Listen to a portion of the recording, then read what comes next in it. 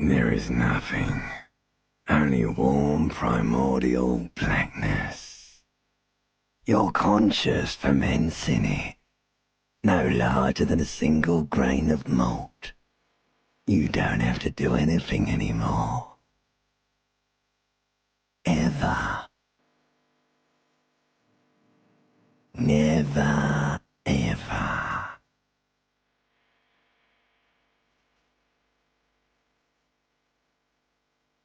An inordinate amount of time passes.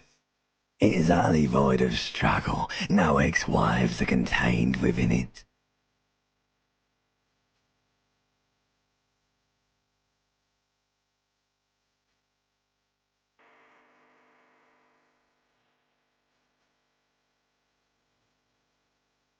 Yes, it is.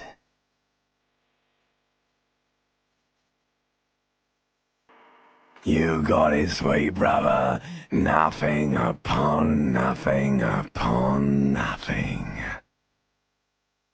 I know you do, baby. I know. Coming right up, sir. Smooth passage.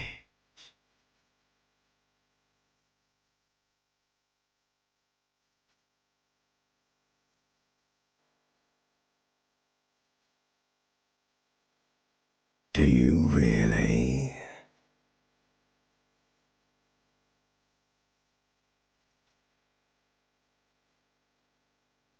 You wouldn't like it if I told you what was back there.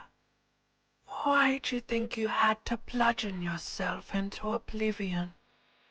Or did you not sense yourself marinating? Poured so much on yourself, got a bit carried away, did we, chef?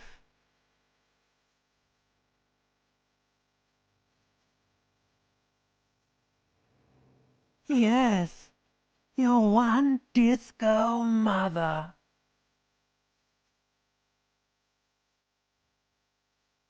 Somewhere in the sore, bloated man-meat around you. A sensation. Like a fly to the ointment, your conscience sticks to it. The limbed and headed machine of pain and undignified suffering is firing up again. It wants to walk the desert, hurting, longing, dancing to disco music.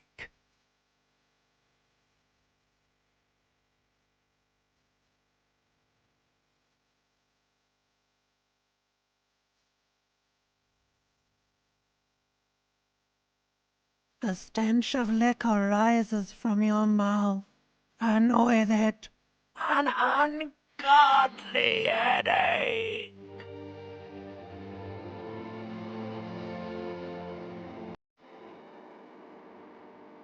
A fiery streak penetrates your skull, trying to force your eyes open. It's a sound, a clarion call from hell. Somehow, you know what it is. A caprice Canadian motor carriage.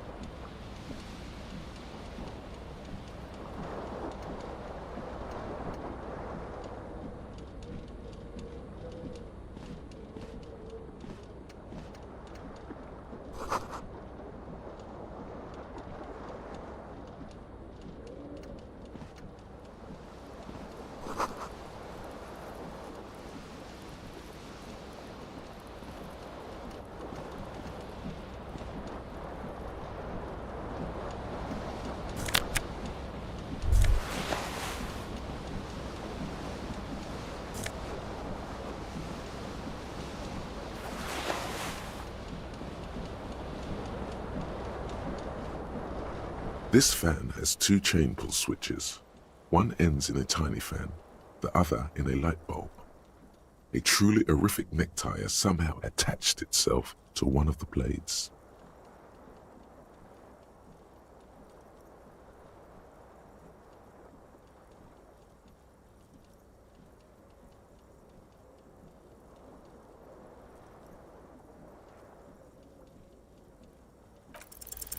You reach out to grab the tie, but what's this? Diffuse, radiating chest pain. Doom comes over you. This is bad. Feels like sharp stones grinding in your chest and keeping you from moving. For quite a long time. Still ongoing. Now is a good time to start worrying. Finally, the pressure recedes. You find yourself covered in cold sweat and trying not to move. You know what you should do. You should stop the fan and then try again. It'll get easier. Do it if you want to die. The stabbing pain in your chest is telling you. You're hanging by. The blades come squeaking to a halt. It should be easier to reach the tie now. You swoop up and catch the tie. Snap. It's released from the blade. What you have in your hand is a truly hideous necktie with 4 or 5 different patterns. The knot reminds you of a noose. A terrible mistake. Turn the lights. Your eyes burn with photosensitivity. It's not good. The switch must be broken because nothing happens. The air.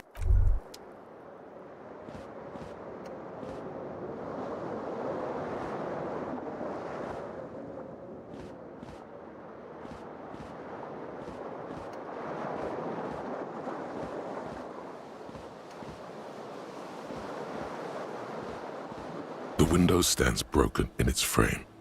Cold wind blows in.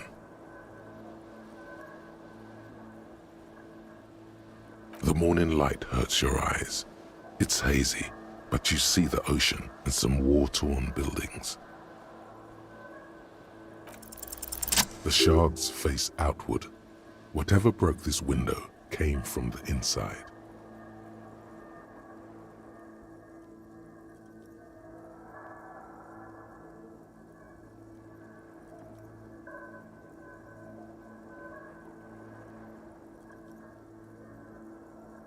A fine web of scarring covers the back of your right hand, but none of it is recent. More likely a projectile than a held object. There are no fragments on the floor from pulling a tool back in after impact.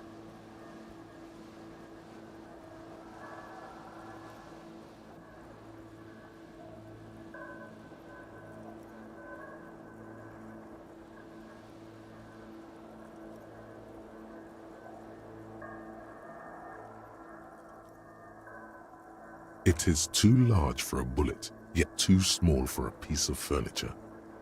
You're looking for something heavy and larger than your fist.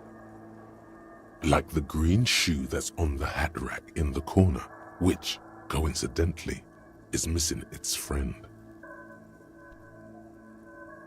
Congratulations, you smashed the window with your own shoe. Now you only have one. If you're lucky, you can still find the other on the balcony outside. The door to it should be outside your room.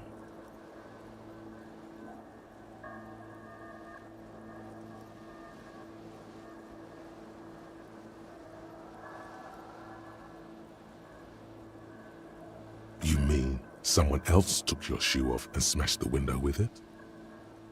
This person also forced the drinks on you. A cool wind gushes in. Your toes curl up from the cold.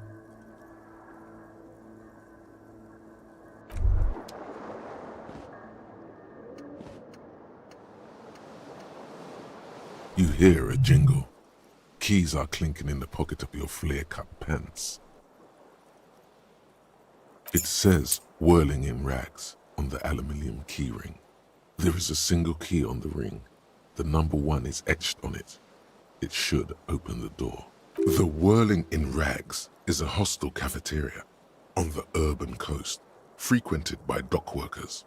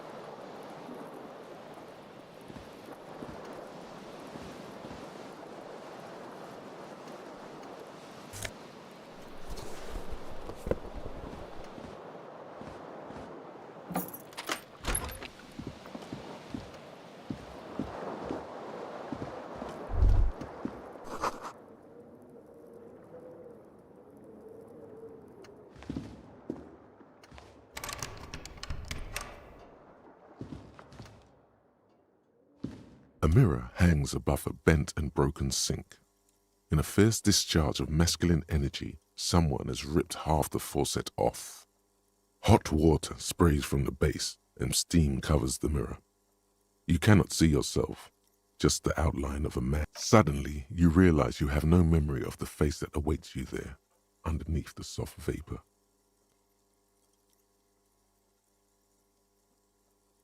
As you slowly reach your hand towards abort, you clearly have not thought this through.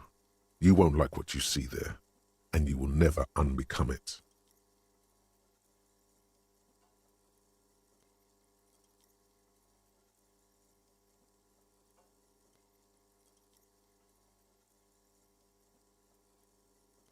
Yeah, there is definitely something wrong with it.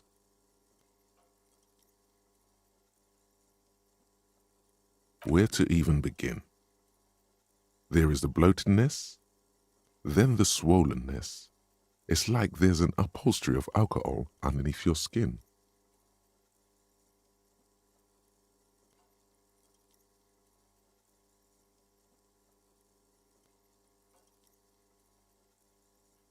Behold. You have no idea who this thing is, do you?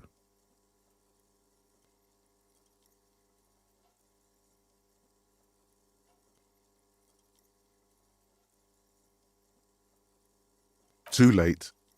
You clearly have rigor mortis on your face. Or wait, is that an expression? Are you trying to make an expression with that face? Why?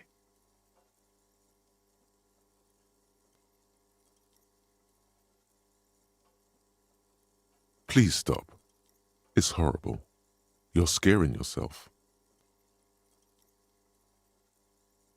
Oh my God. You can't stop. It's like it's not even voluntary anymore. What does it even mean? What is the emotion you're trying to convey?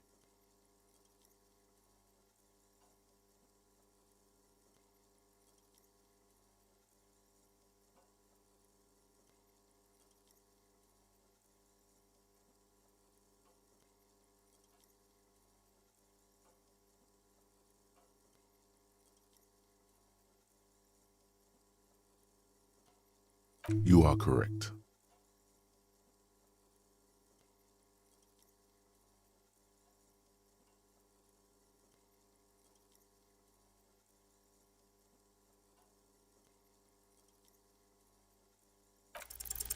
It belongs in the new, the third decade of the current century. Enough time had passed from the failure of the revolution that, for a fleeting moment, free market economy seemed like the ultimate, uncontested way of life for our species. Things were good. It was smooth sailing. People made gold and champagne-tinted interiors and facades to suit the times, calling this the new style. But more importantly, disco happened. For Revachol, your city, that meant only one thing: Guillaume le Million.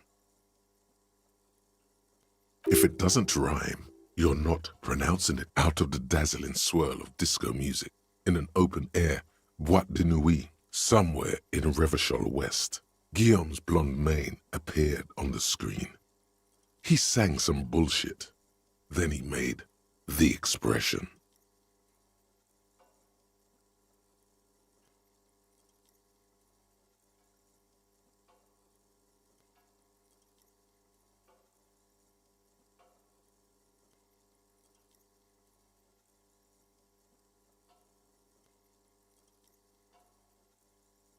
You have some understanding of the near history of disco.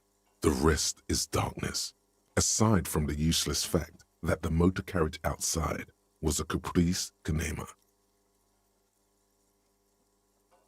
Everyone loved it. Maybe you thought some of the stardust would rub off on you. Maybe it did. Either way, it's all gone now. Only the grimace remains. Everyone loved it. Maybe you thought some of the stardust would rub off on you. Maybe it did.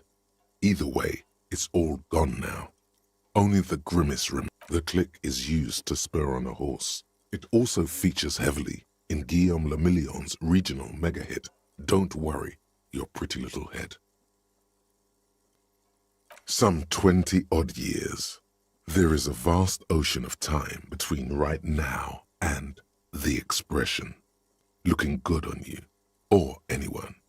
Humanity has run aground in that time. It's a different world now. The expression is a relic. It doesn't have to be. You can swoon over Guillaume and his champagne-corked smile whenever you want to. Maybe some of the stardust will return.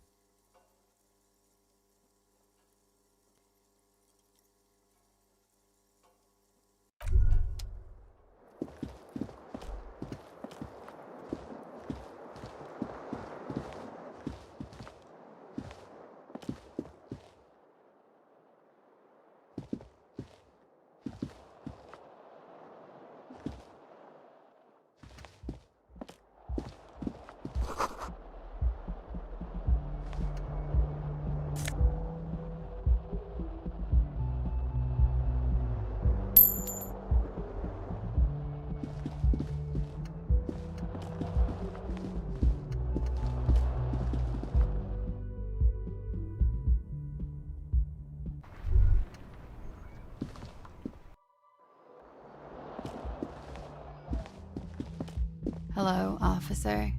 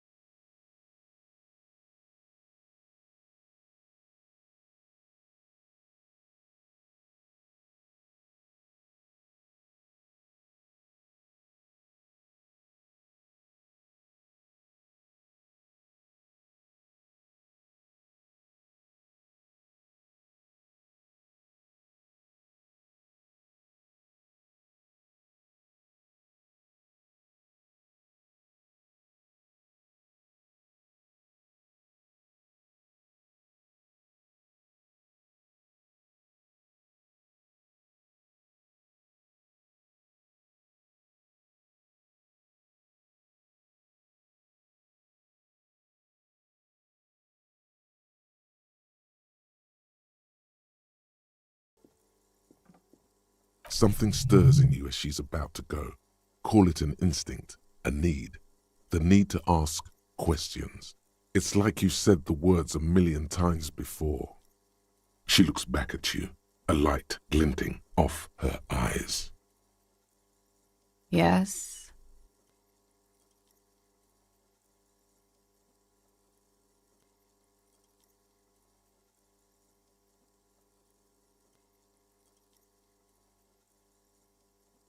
There was the usual ruckus. Loud disco music. I couldn't say. It's impossible to hear people speaking from over here. Oh, yes. Various artists. Ostentatious orchestration prime among them. Oh, that. Yeah. Whoa.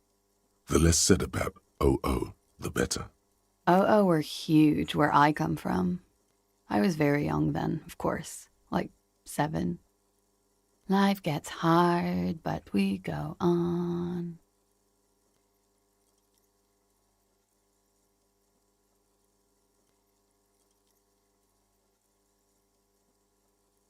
It would appear so. At around 2 o'clock, the disco stopped and there was a change of pace. A slow, sad song started playing, like organ music on repeat. That went on for quite a while. Some of the time, you were yelling along to it.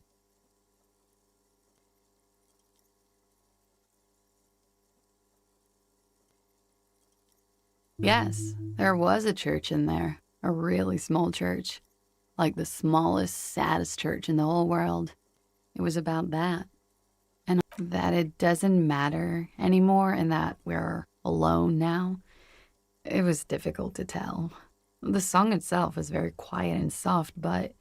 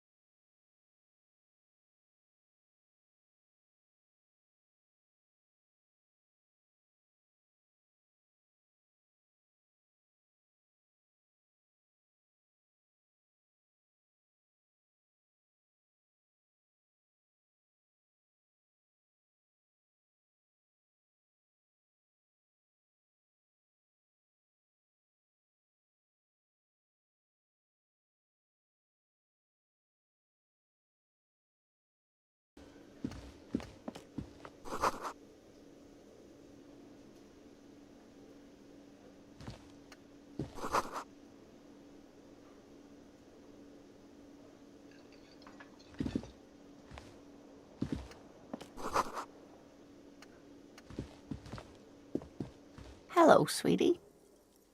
You shouldn't keep your colleague waiting.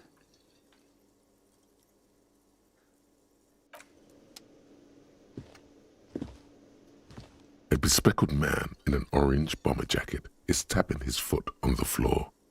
Looks like he's waiting for someone. As you approach, he narrows his eyes and extends his hand. On the sleeve of his bomber jacket, as well as on its back, are the same enigmatic white rectangles as on your blazer. Hello, I'm Kim Kitsuragi, Lieutenant, Precinct 57. You must be from the 41st. You realize he's waiting for your name.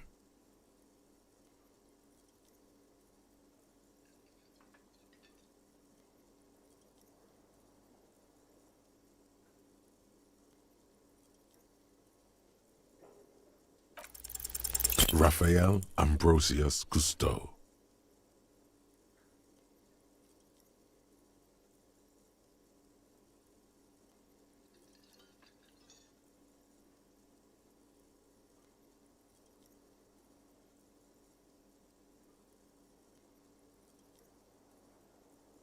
No, you won't.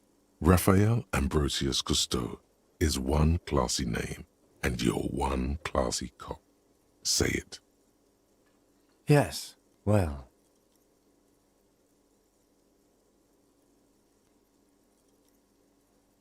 Not for a moment does he believe that's your real name.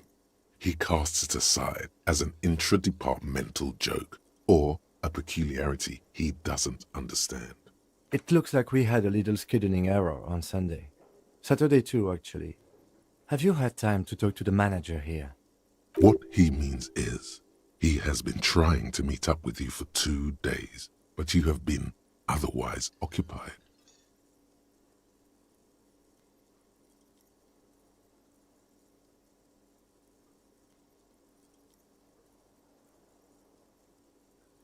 If you don't mind, we should talk to him again. Ask him for a rundown of the area. Now that I'm here as well. I understand the scene is out back, right? It also wouldn't hurt to assure him the police are finally here. In full force, I mean. Have you mapped out the initial interviews?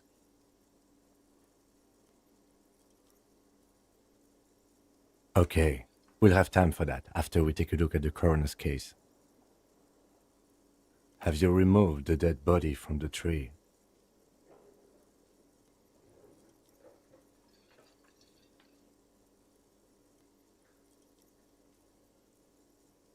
So, the body is still in the tree, where it has been hanging for 7 days straight. We should go there as soon as we are done talking to the owner.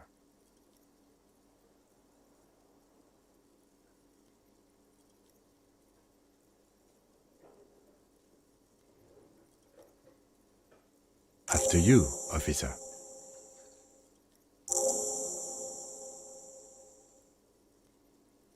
If you're about to embark on an investigation, shouldn't you have a badge?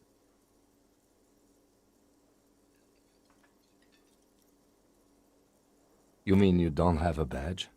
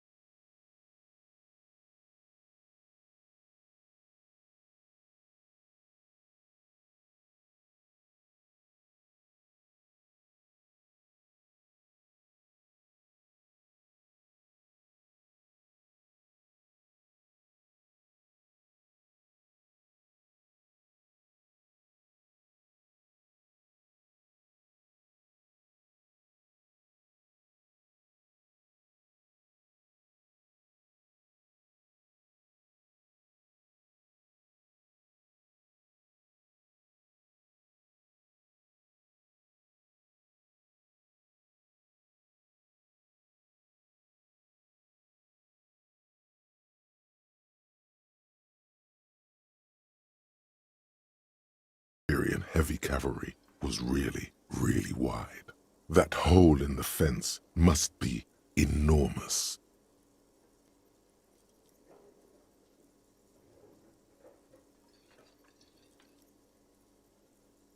I don't know who killed him. I'm not the police. That's your job. This is it. He said they hoisted him up on a tree. Who is this they, if he doesn't know?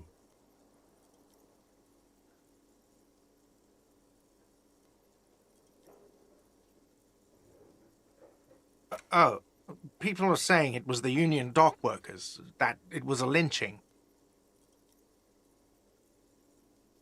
The locals, the customers, the people who eat here, a lot of dock workers eat here.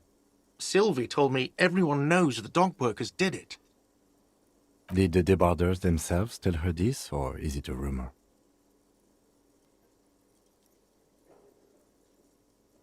I don't really know. You'll have to ask her. I would suppose it's because they have nothing better to do. You mean the strike? Yes, the strike.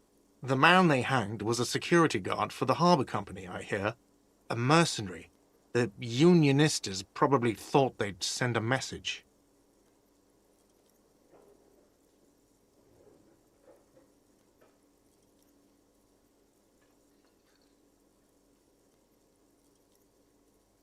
The lieutenant turns the page in the little notebook he's been scribbling in.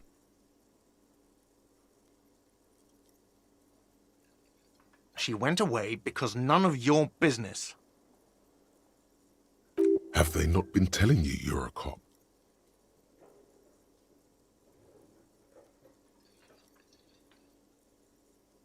Okay, you got me. She went away because of the dead body out back. And because I asked for her number. That's why Sylvie went away. I hope you appreciate that. Thank you.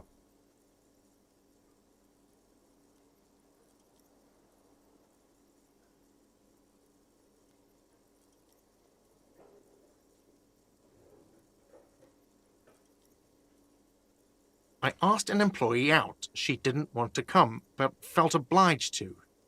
It was a bad idea. Now, what is so goddamn fascinating about that for you?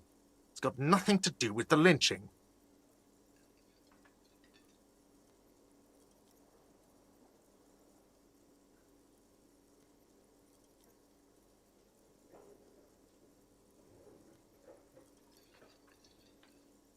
Good for you. Was there something else? I'd like to get back to what I was doing. Let's go. Not so fast. You owe me 130 real.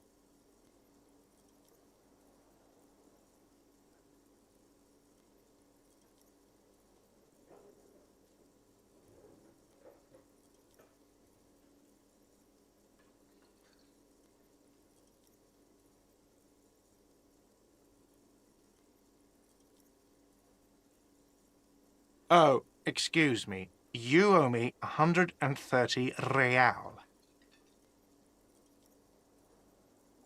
The IIR, or Inter-Isolary Real, is the global reserve currency. Whatever part of the world you're in right now, it's safe to assume he means you owe him some money.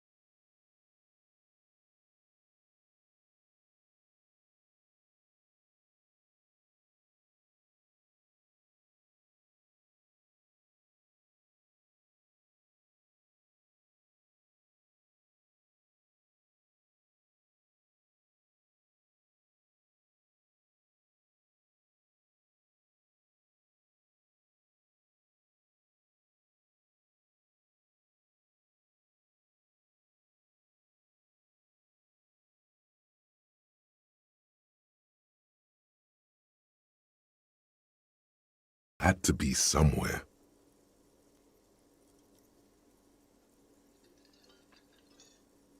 Why did you say that?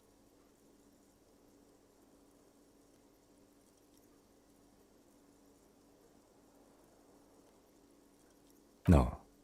But isn't that an expression, not a place? A saying, up on Marvel Hill, a great high place, one that is impossible to climb back to. That doesn't sound like somewhere you can stay if you run out of money.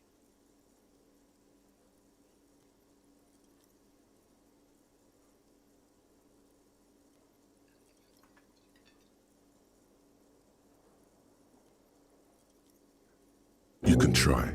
Run some addresses in your head when you get the time. Maybe a street or an apartment will appear.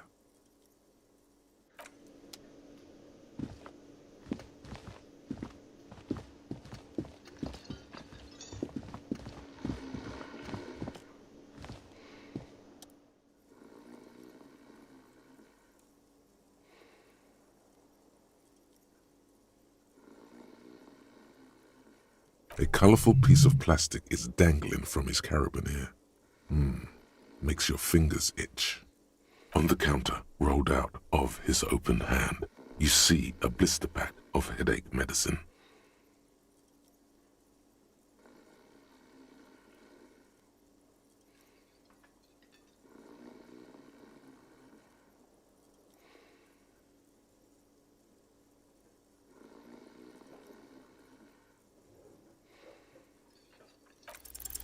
You gently shake his shoulder, but nothing happens.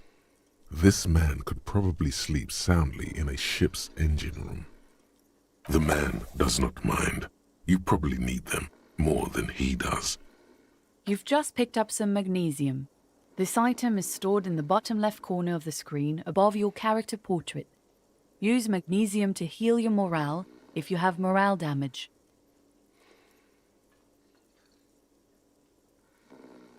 It's a dock worker's ID, doubling as a shift card and a job permit.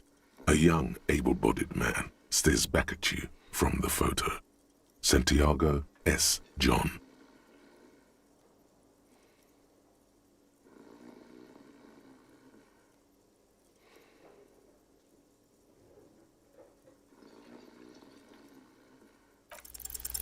Your fingers find their way into the shackle, flicking open its spring-loaded gate. The metal loop holds the plastic ID and a leather-bound pocketbook. The man emits a loud snore. Is he about to wake up? Doesn't look like it, but you never know. Better be quick.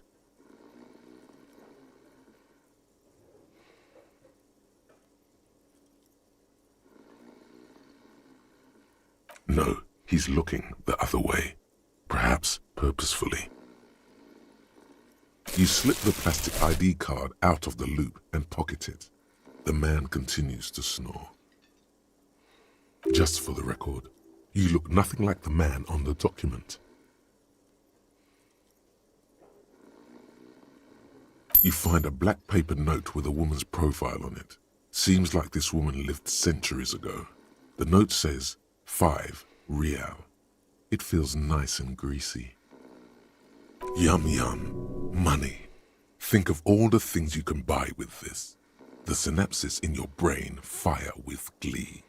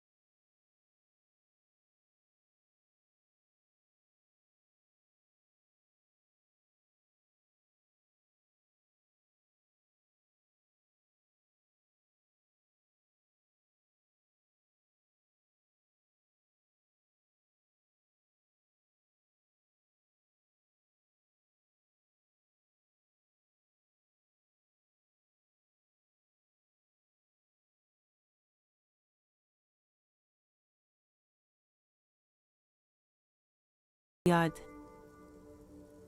Even all the way over here, there's a drop of death in the spring air. What do you mean?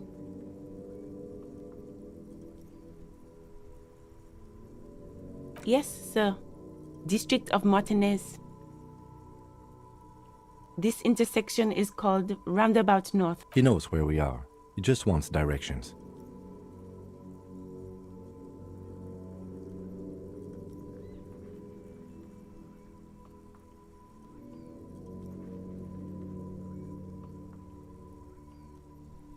The harbor gates? Some kind of commotion, I think. I don't follow the local politics. A fleet store too. Some shops and a bridge. The canal bridge leads to the coast, but it's broken, I think. Some kind of accident probably. Just coast. There's a little fishing village there, and a fish market. But that got closed down ages ago. It's just water. No, actually, I think they call it the Martinez Inlet. There are some islands in the bay, but they're hard to reach. There's the pier, the Cape Side apartment buildings, some more tenements. Not a lot, really. No problem. Excuse me?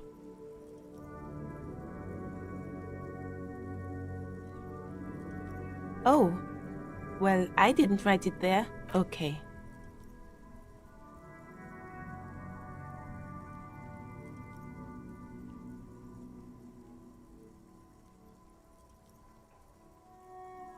Me? I am just a gardener.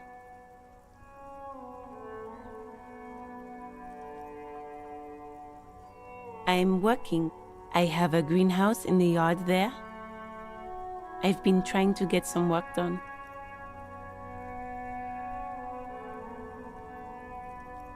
Well, as you already know, there's a corpse there, hanging from a tree. Don't worry, miss. We are here to clean it up. You can get to work soon. Mm-hmm. Thank you. Salts? Ammonium salts. Perhaps useful for later.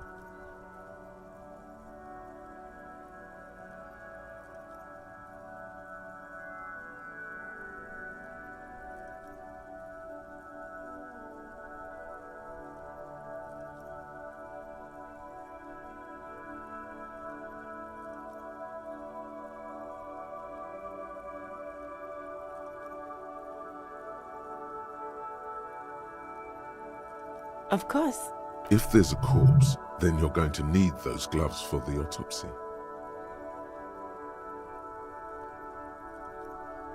Sure, keep them.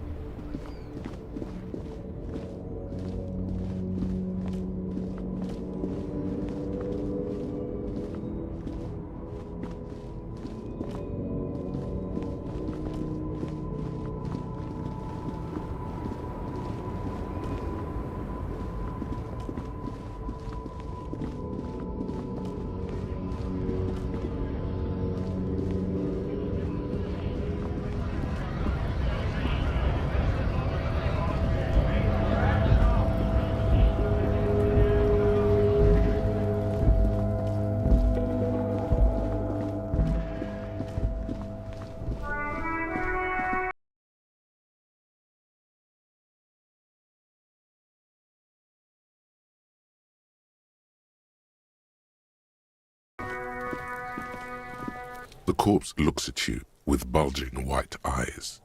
The face around them does not look human. It's swollen and ready to burst. His lips are fish-like and his tongue like a ball gag in his mouth. You seem to be holding your breath.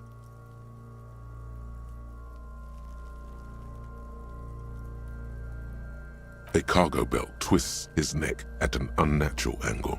The body below appears stiff. It's letting out an ungodly rot. The smell seeps in, even through your clenched nostrils.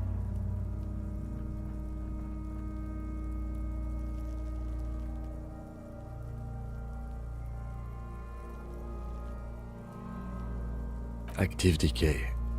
It's okay to throw up, officer. No one is judging.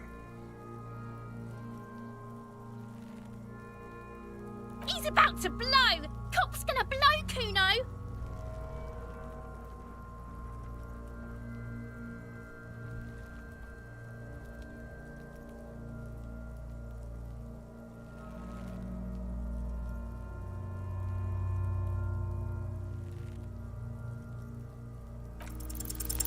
The smell is repulsive.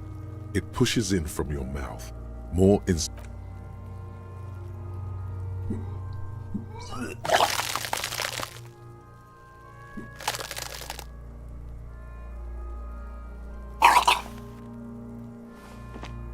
Too late. It's impossible to keep in. Your body curls and pushes it out, burst until a pool of vomit lies under your feet, and your throat stings from the stomach acid. The smell of Commodore Red rises from the pool. Among it, distilled spirit and bits of shish kebab. It's okay. Happens to everyone. Keep it. The hangover is clearly making this worse for you. You could use some ammonia to clear your head.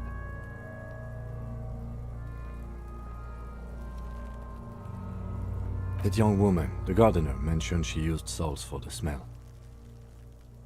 If she doesn't have any, there might be some in the fridge store nearby.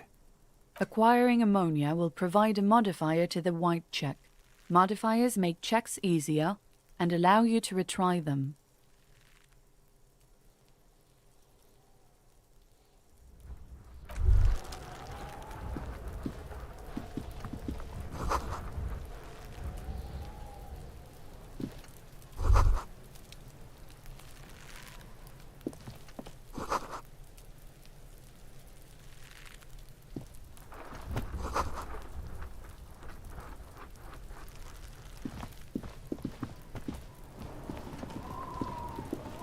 Kuno's got this! If there ever was such a thing as an ugly kid, then this is it. He's almost exquisite in his... Oh yeah! Nappa Gumpy,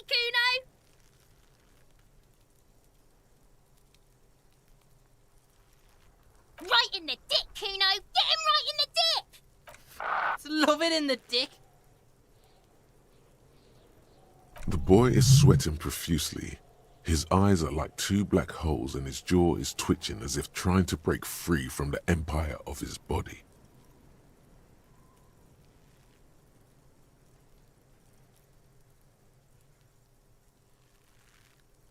Fuck that! Kuno, yeah! Right in the... Shits himself? The rake, Kuno! You should throw the rake at him, Kuno! The fuck? Does Kuno know what a rake is? Kuno's not a gardener.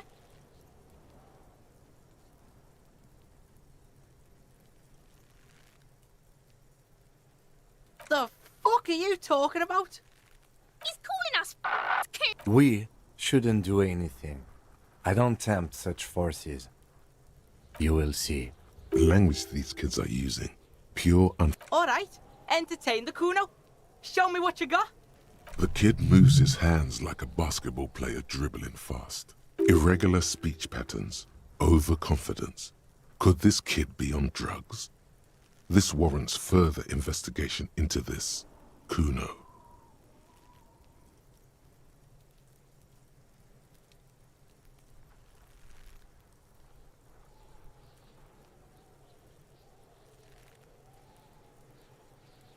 Right, Pig, this is where Kuno plays with his little wooden choo-choo. Fuck do you want with it? Look at that fucking shit!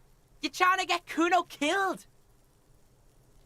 Fuck does Kuno know? Kuno's not a fucking acrobat. The lieutenant takes a quick note in his notebook. It's a trap, Kuno! Don't climb it, Kuno!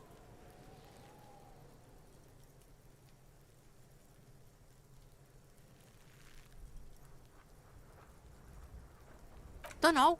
Kipta's gardener used to work there.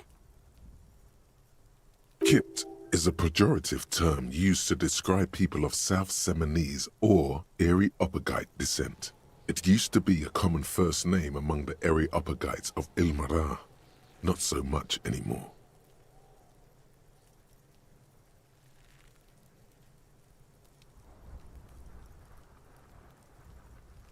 Look, Kuno doesn't explain shit. Kuno just says shit. Yeah, her. What was she doing in the greenhouse in March anyway? What kind of gardening? Fish is sometimes used to fertilize the soil a few weeks before planting something. Maybe she was preparing the garden beds.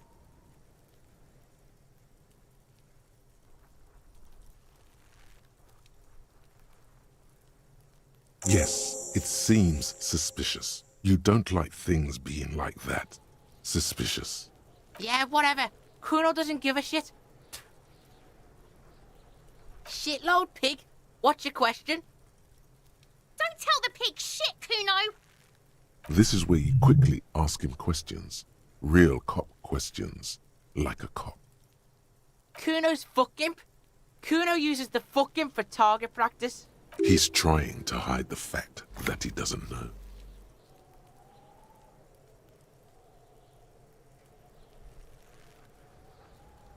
Kuno knows all kinds of shit. Kuno's not a snitch, that's all.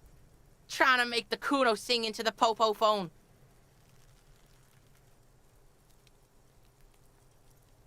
Probably climbed. Kuno was busy down the road when that shit went down. You heard Kuno. Kuno wasn't even in Martinez. Kuno wasn't in Revachol. Kuno wasn't regional.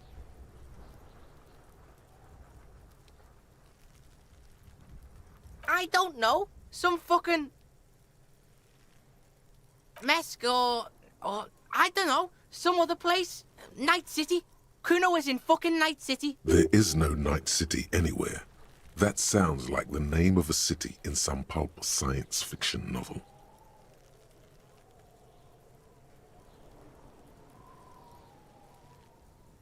Why you gotta be riding Kuno's ass? You haven't been where Kuno's been. You haven't been it. You wanna know where Kuno was? You wanna know what Kuno's been? Fuck. Don't tell him that, Kuno! It's lame! It's not fucking lame. Kuno's building Kuno's City. Night City. Rage City. The City of Rage. That's it. And it's lame! That's the name of Kuno's City, bitch. Get the fuck off Kuno's back. This shit ain't about that. It's impossible to deduce what it is about, at least for the moment. If it's important, it'll come up. Just a couple of pigs sniffing around in the dirt. That seems pretty fucking suspicious to Kuno.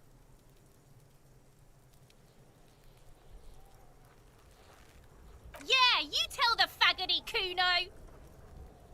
You're testing Kuno's patience here. Get lost,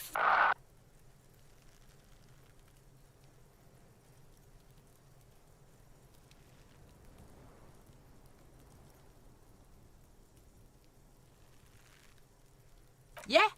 The kingdom of Kuno? The fuck do you want with it? Yeah, whatever. Kuno doesn't give a shit. Yeah, like a fucking volcano. Yeah. You're lucky you didn't die there.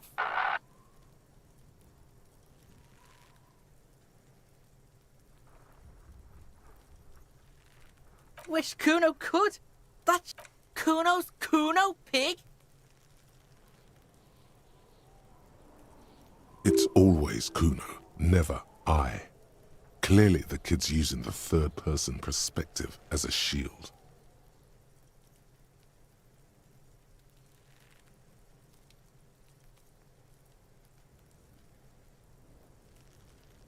Kuno doesn't do that smart shit. Don't throw that bullshit trying to get Kuno hooked up. Watch out, Kuno! He's trying to fiddle you! He's gonna put his hands on you!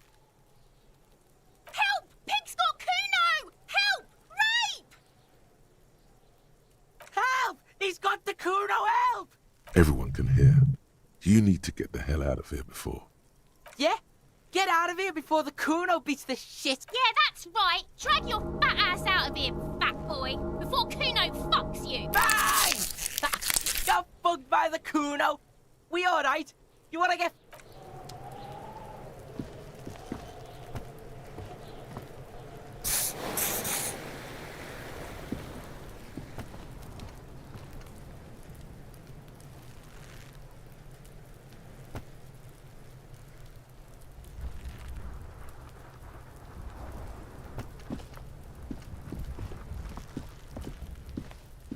There are several footprints in the mud, left by work boots. Anywhere from 6 to 12 pairs have walked here. Maybe more than 12. No, 8 pairs of boots have shuffled back and forth in the mud. 1. Standard work boot, steel reinforced toes, number 46. 2. Standard work boot, steel reinforced 3. Hobnailed work boot, steel reinforced toes, number 43. 4. Standard work boot, number 45 or 46. You don't know. It's a miracle you can tell the prints apart as it is. The cold must have preserved them. 5. Another standard work boot, steel reinforced toes, number 44. 6. An aberration, light as air, even pace, same make of boot, but number 41. Impossible to tell. Could also have been an adolescent. The gait is undeveloped. You're not bad. It's as if the whole world darkens. Everything else has a thin film of unimportance on it, and the tracks burn in the middle of it, in a strange, beautiful way. 7. The glowing outline of a standard work boot, number 46. But the imprints are twice as deep as the others. The weight exceeds 200 kilograms. 8. And yet another standard work boot, number 44. There's an aberration in the pattern of the sole, however. The right sole is smoother, more worn. How many?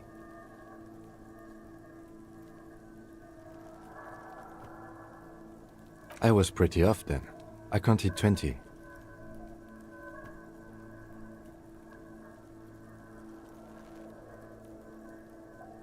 I never got the hang of it. Hyperopia. Do you see anything out of the ordinary?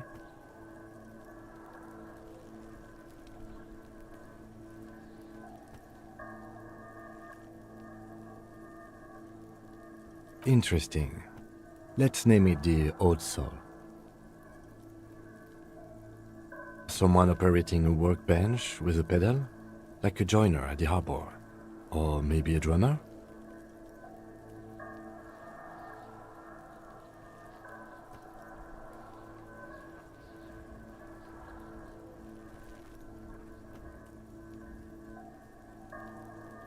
No, it's not.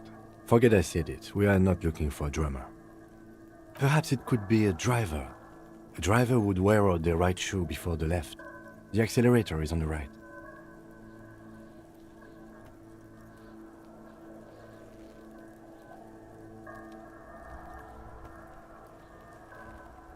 We should keep our eyes open around the traffic jam.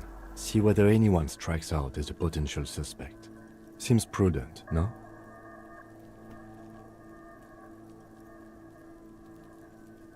You're right. Let's keep a low profile. 200? Could it be the combined weight of 2 people, one carrying the other who's tied up? Let's say a heavily built worker carrying a similarly built, soon-to-be-dead man. He might be right. 200 kilograms of living weight is unlikely.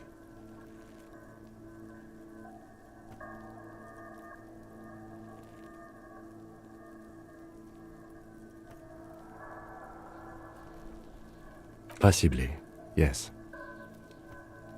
But why?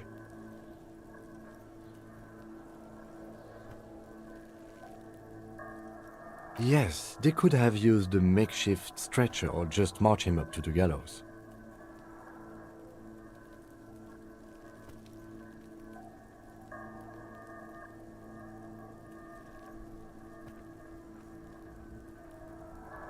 Even easier to carry on a stretcher, or between two men. Anyway, it's for future consideration. What else can you see? A woman or a kid?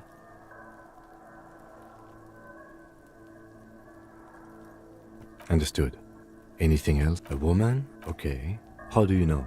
He knows it's hard to discern sex from a person's gait.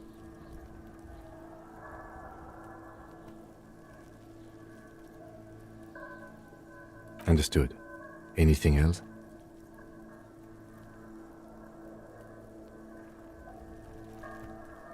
A week, maybe? 7 days would fit the time frame provided to us by the caller, who reported the hanging. It is not impossible. I pulled last week's forecast for coastal Havashol. 7 days below freezing. The day before, the day of his hanging, was the last warm day. Correct again. Sub-zero temperatures would preserve the tracks in a good state. The commotion here could have taken place a week ago. What do I think? A mob of people brought something heavy to the tree. One of them was carrying the victim. They shuffled around, especially under the tree. Then, after hoisting him up, they stood in a semicircle facing his direction. At first glance, this appears to be a lynching. Indeed, they all stood in a row here and looked at the tree. Yes, everything fits so well. Carried him over, hoisted him up, watched him hang. This is easy. The lieutenant's eyes narrow. He's thinking to himself. Either way. What else?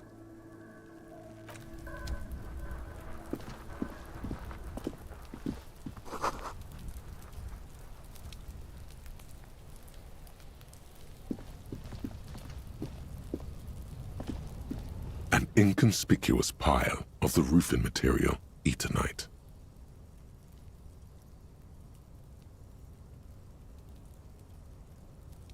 It's nothing. Someone just left some roofing material slanted against an old shack. Glad you asked. When junior researcher Olari Tal invented Eternite in the Vartna Polytechnic Institute some 30-odd years ago, he thought it would last forever. Hence the name, Eternite. Sadly, the only lasting thing turned out to be the material's highly carcinogenic effect.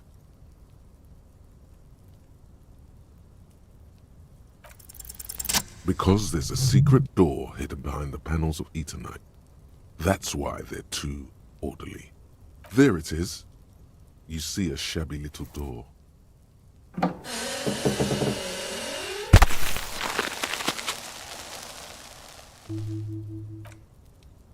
What is this then?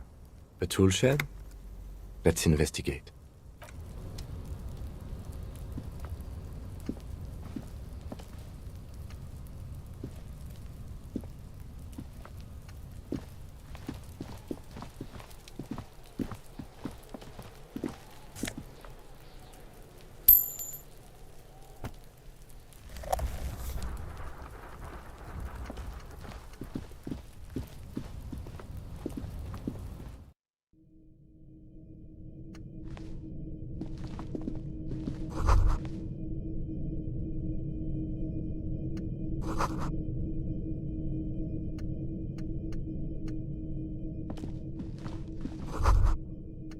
Be still, my beating heart.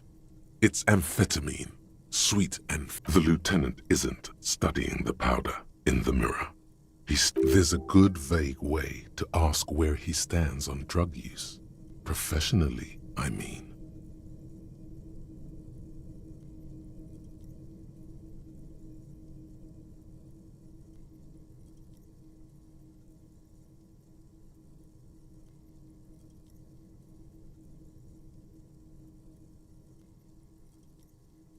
No, I'm just a regular detective, thank you very much.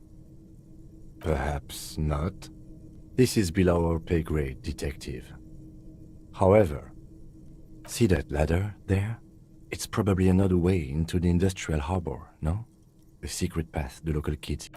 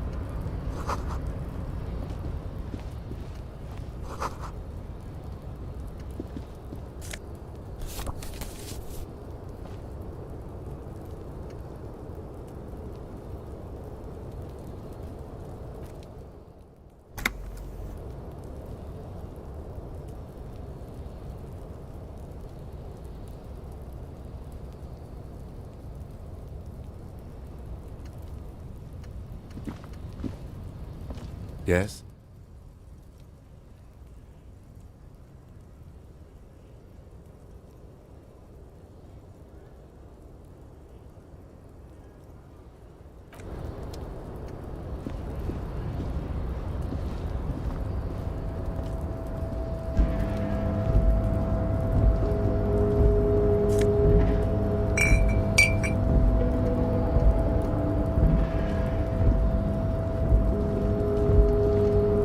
Looks like someone left his tarpaulin cloak hanging on the railing here. When the wind ruffles the cloak, you can most definitely see a white rectangle on its back.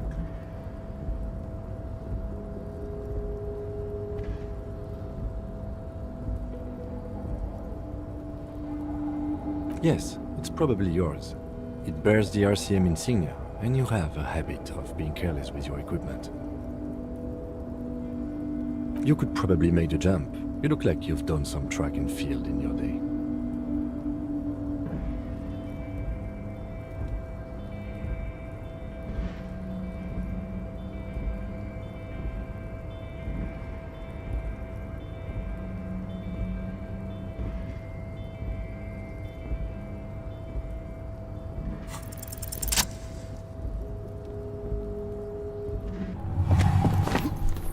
As you leap in the air, a chilly breeze engulfs you, sharpening your senses.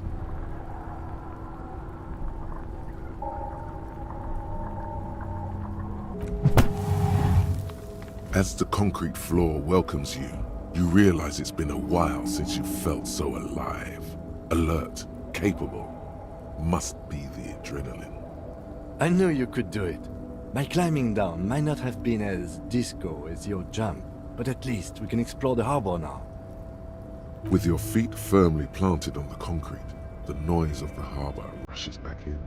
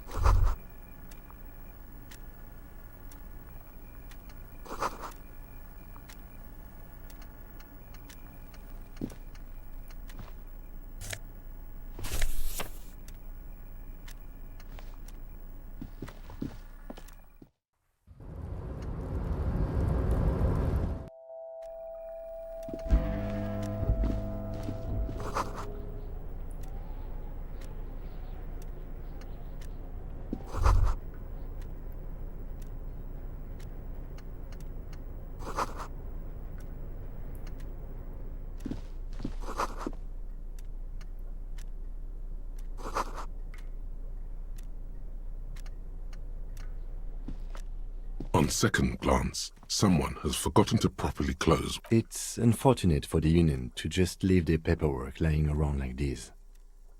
The drawer opens smoothly. Inside is a well-organized selection of brown folders, hundreds of documents containing logistical data.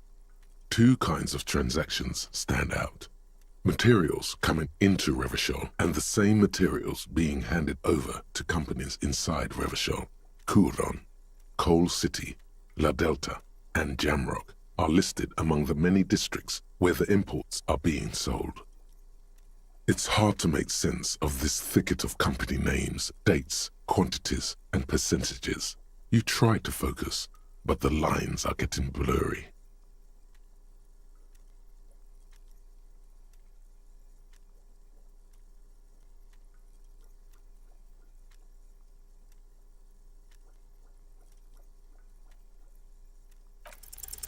Whatever's hidden here is hidden well. Concentration isn't enough. Only a trained accountant with a background in logistics would be able to really make sense of it. However, it appears to be a to-do list written in large, uneven capital letters. Remember, Leo, Everard's shoes, special whirling borscht, water Everard's plants, sweep office floor, more banners. All items on the list have been crossed out and the note itself is crumpled. Everard Clare, probably, the head of the Debarders Union. One of his aides must have left it. Nothing incriminating here. The special borscht seems a bit odd in the list. Remember, Leo, Everard's shoes, special whirling borscht, water Everard's all items on the list have been crossed out and the note itself is crumpled. The drawer slides shut smoothly.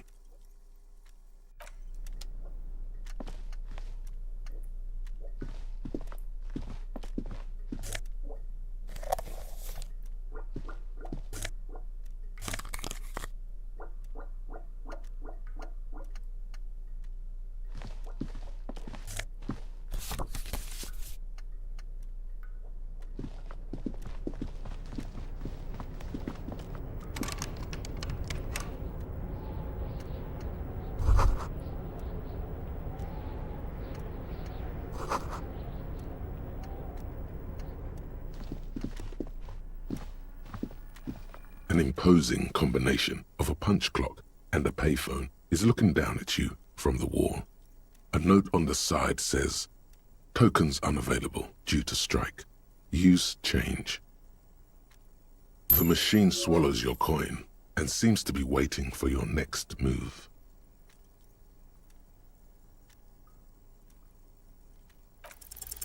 Your fingers run over the dial pad. 005. That's the dialing code for Revachol. 4952, and a moment of hesitation. Calling. Still calling. Video Revachol, 24-hour video rental. You rent 8 and 10mm film for home use.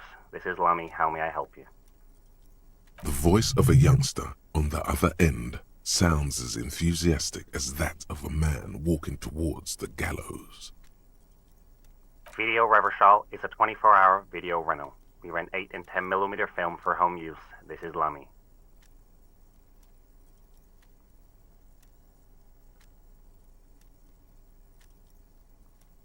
No. Sir, I don't know. It's a video rental. Maybe you rent videos here. Maybe you called to extend your rental period? Do you need to extend your rental period?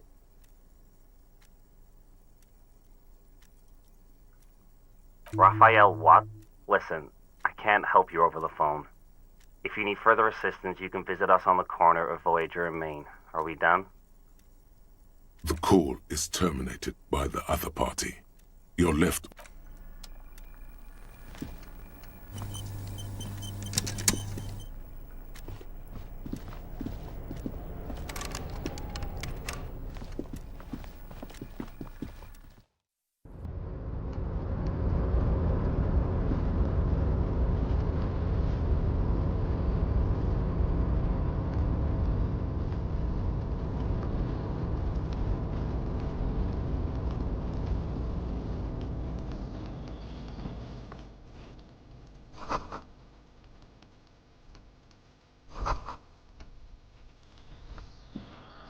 This is the night watchman's booth.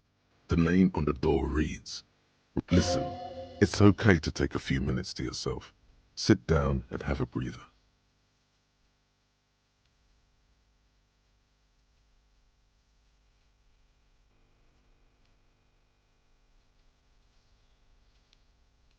If you must. But please hurry. Nothing incriminating catches your eye. The cabinets are clean and their sparse contents meticulously organized. There's a framed photograph on the table. It's a black and white photo of a young couple out in a street fair. The man is young, dark-skinned, and dressed in a Royal Carabinieri uniform. The girl is smiling playfully at the camera. Why did you take that?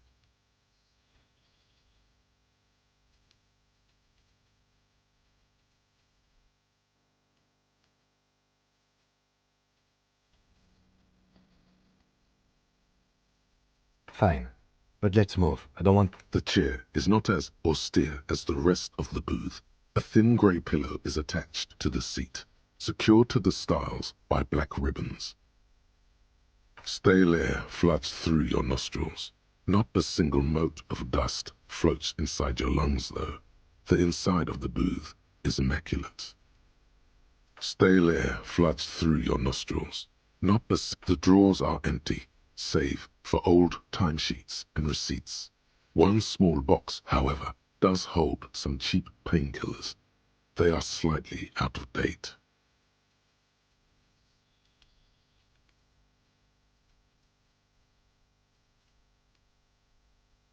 You take the painkillers.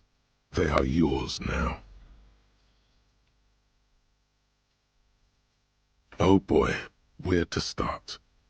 Elevated risk of dementia, mini strokes, Prophet's disease, sudden death, hair death, erectile malfunction, critical flatulence, watery blood, black mucus, uncontrollable weeping, increased sensitivity to La Opera, inoperable joint disorder, total spinal collapse. Don't think about that. Quick, think about something else.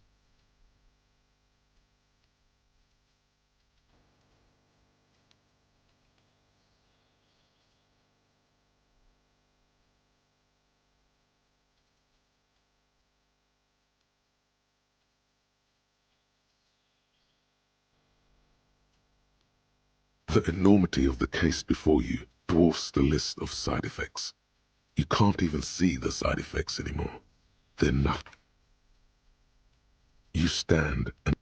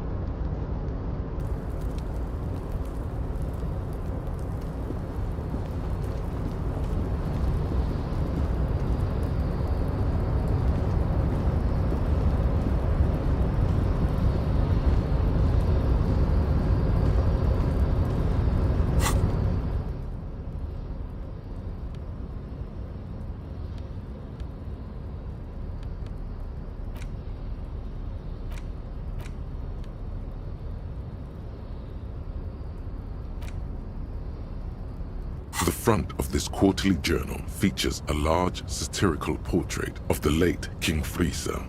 From the sides of his head, a pair of white antlers spread to the corners of the cover. Because white antlers are one of the symbols of communism, they represent a society in accord with the natural world and at the same time above it. Because Friesel was incompetent, foolish, and cruel. In short, the embodiment of everything the commune arts. To your disappointment, there aren't any full-color pictures to direct your attention. Just column after rifling the pages with your thumb several times, the magazine is divided into several sections. International developments. Kunst und Comrade. As you know, this journal takes its name from Mazov's immortal expression, Du cristal à la fumée. This was his way of describing the way but like the structures of capitalist ideology, we too are at risk of going à la fumée. Unlike many publications which are content to spoon-feed their readers reassuring drivel, La Fumée is committed to telling the radical truth, even when that truth may drive only 4 issues in, and it sounds like they've already alienated their readership. So please, if you value our radical Mazovian perspective on contemporary politics, culture, and international affairs, please consider subscribing today. Yours in struggle, the editors.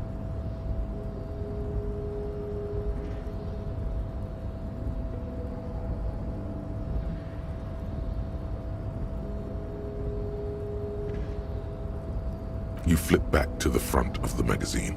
The table of contents unfolds before you.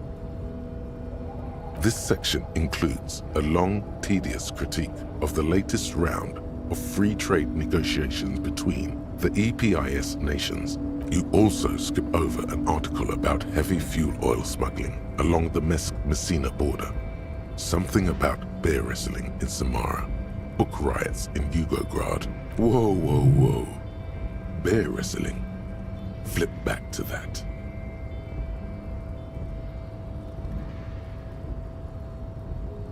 It seems to be part of a new public fitness initiative in the People's Republic of Samara, SRV, devised and promoted by none other than President Kanajinsky. According to this extremely credulous account, Uncle Sport, as he's affectionately known to his people, has recently decreed bear wrestling the national sport of the SRV. Based on the description in this article, he appears to be an extremely competent and Sapormat Sport Kanajinsky is well into his 3rd decade as president of the SRV.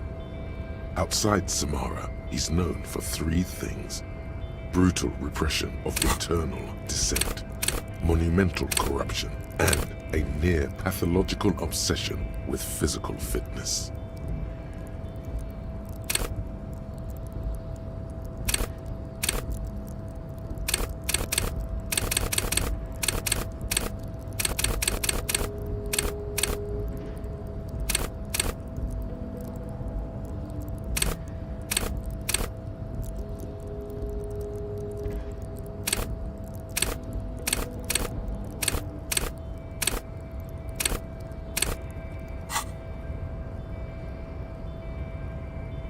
It's quite straightforward.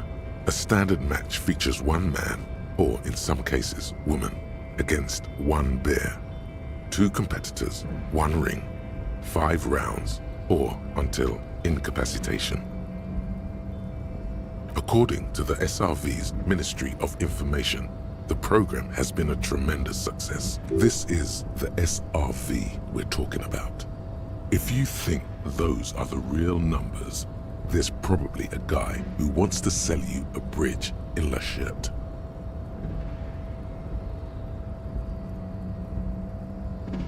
That's very much the idea. President Kaczynski has long maintained that a strong body is the best defense against capitalist aggression. The Samaran People's Republic? No, I should expect not. Why do you ask?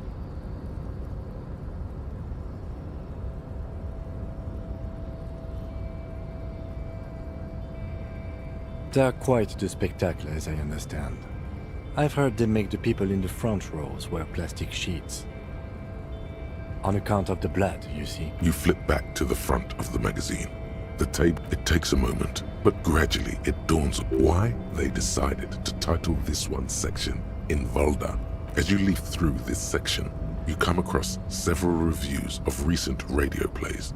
as well as a brief artist. The main feature, though, is a long essay titled Tip Top Tournée, a critical Mazovian perspective. The Tip Top Tournée is an inter-Isolari racing series, mostly known for its high speeds, ludicrous sponsorship deals, and high death toll. In Revachol, it's held quadrennially on the prestigious Zero Carousel racing circuit. This so-called artist spotlight is really just a brief Q&A, made all the briefer by the subject's evident hostility to her interviewer. You think you're settling in for a relaxing recap of the most recent season. Maybe. Instead, you find yourself skimming a 10,000-word feature about all the politically problematic aspects. Where to even start? For one, there's the crass commercialism of its sponsorships. So, all of it, basically. Oddly enough, this article has 2 bylines. Nastep and Collada. There's no way those are real names. Have you ever met anyone named Exilus?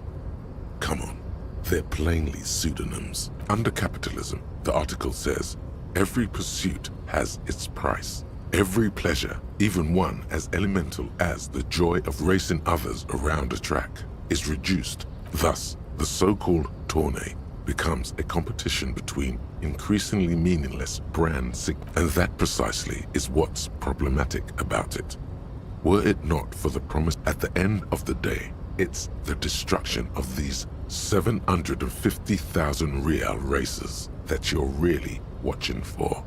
Sure, you think that, but subconsciously, it's the visions of brand names being engulfed in flame. That's because you haven't been reading critically.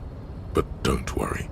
The whole point of these sorts of articles is to let someone else read critically for you.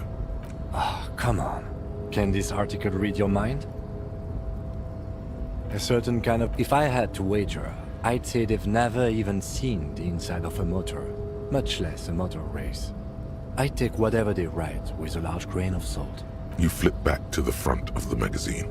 The table of contents unfolds. Unsurprisingly, much of this section is taken up with articles declaring unqualified support for the dock. You skim the headlines. Paint the harbor red and white. Martinez tames the wild pines. A city in revolt. First we take Martinez, then we take La Delta. Finally, there's a brief article by the writer, G. Martin, accusing the owner of the Capeside Apartments of illegally attempting to evict certain communist tenants simply for not having paid their rent. One of the editorials proclaims that the more the forces of reaction attempt to crush the body, the more defiant. You flip back to the front of the magazine. The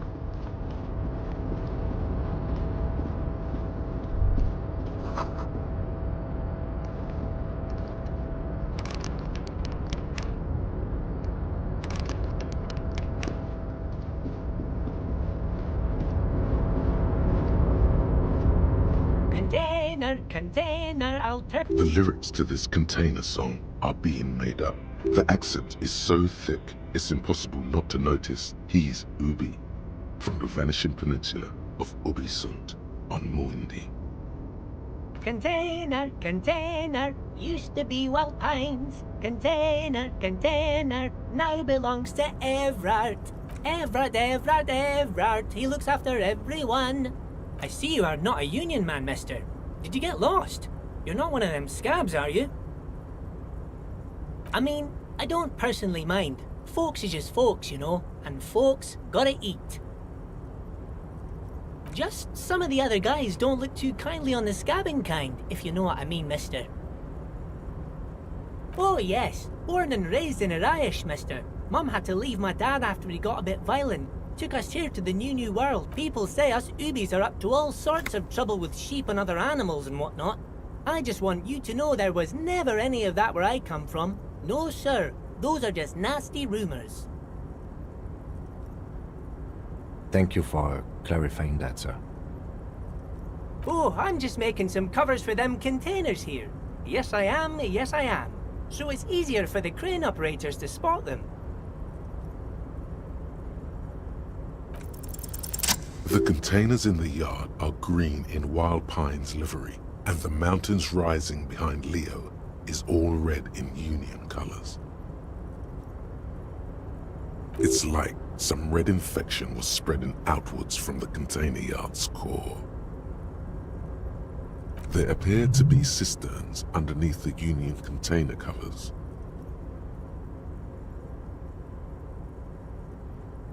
Yes, they are hiding it from the inside. All the red containers have the Debarders Union logo on them. No, not really. Mr. Everett doesn't tell me all the big...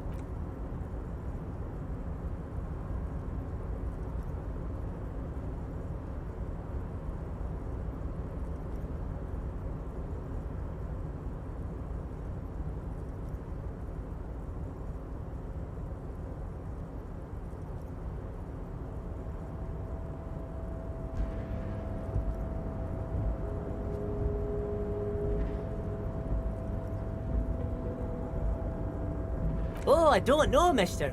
They say it's some chemicals. Most of them have labels on them, I think. Oh, no trouble at all, mister. No trouble at all. Oh, most of the guys are down at the gates, keeping the scabs from coming in. We're on a strike.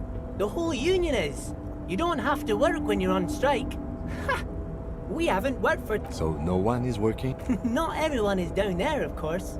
Mr. Everard is in his office, where he always is. And Jean-Luc is guarding the gate. But Titus and his boys got into some drunken trouble and Everard sent them on a nice vacation. For a week or so. Oh, I'm not really supposed to talk about that. That's union business. Him and his boys stirred up something in town. Probably drank too much and got into a fight or something. I heard Mr. Everett telling them to take some time off. I guess the boys got a bit too rowdy and had to let out some steam. I don't really know the details. Well, that's just how boys are, you know. I haven't been in a fight since I was in middle school. Easy, Leo. Let's keep this on the hearties. Look at him. It's not going to be anything useful anyway. Don't fight it. Better to go with the flow. Too late. Leo's mouth is still moving and the words are spewing forth. Now he's talking about some drunk sawmill owner who... No, he already switched to a prized fishing rod he apparently owned at some point. You know what? Just cut in there with your questions. Bye-bye now.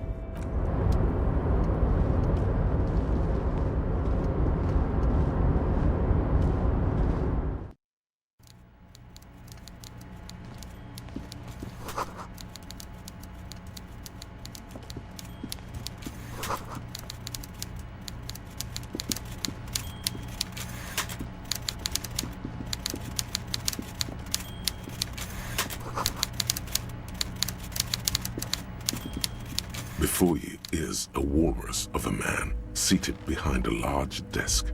He looks up from his work, not the least bit surprised. With great effort, he straightens himself up in his chair, yet says nothing. He simply stares at you. Welcome, Mr. Dubois, Mr. Kitsuragi. It's good of you two to stop by. Please, have a seat. I'm Everard Clare, head of the Debarders Union here in Martinez. I'd offer you my hand, but unfortunately my health prevents me from getting up. You understand?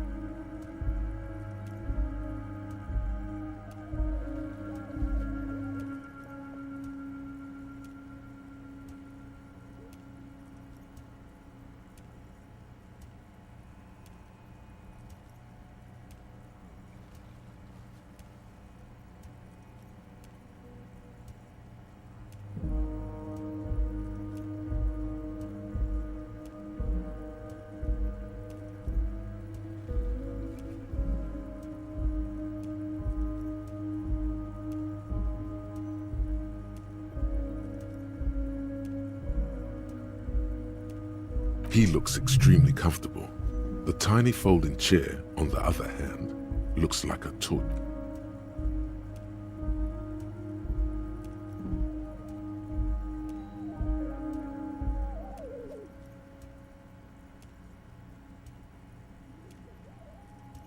You go ahead, detective. Whatever he has in store for you, it can't be good, he thinks. Forget about that. What's with this Dubois stuff? You're getting some seriously bad vibes from that name. Please, Mr. Dubois, let us converse in a civilized manner, as equals. Take a seat. I insist. It's nothing. Yes, that's probably right. It's nothing. Forget about it. Filter it out.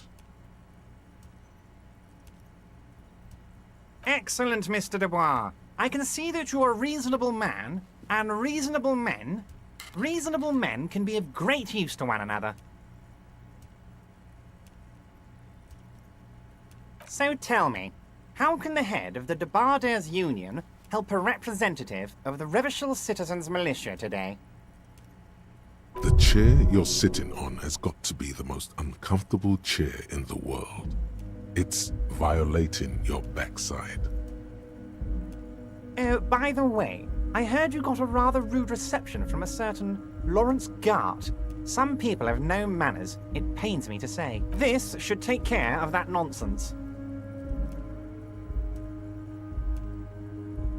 It should be sufficient to cover your expenses for a few days and patch over your differences with a cafeteria manager. Go ahead, take it. Wow, that's 25 real. That's good money. You need it.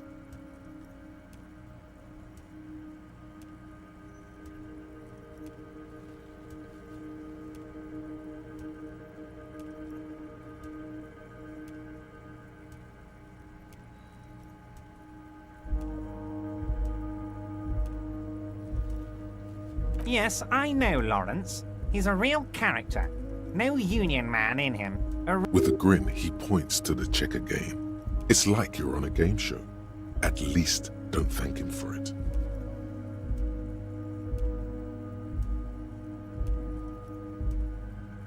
Okay. I respect a man with principles. No handouts, then.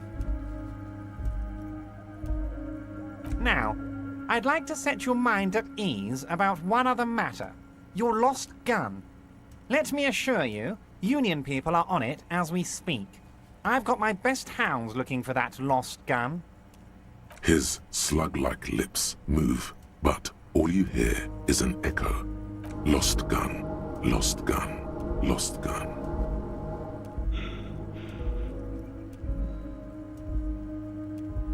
The world is swallowed by a black hole of fear. Only 2 words escape its gravitational pull. Lost. Oh God. Why didn't you think of this before? Cops have guns. Where's yours?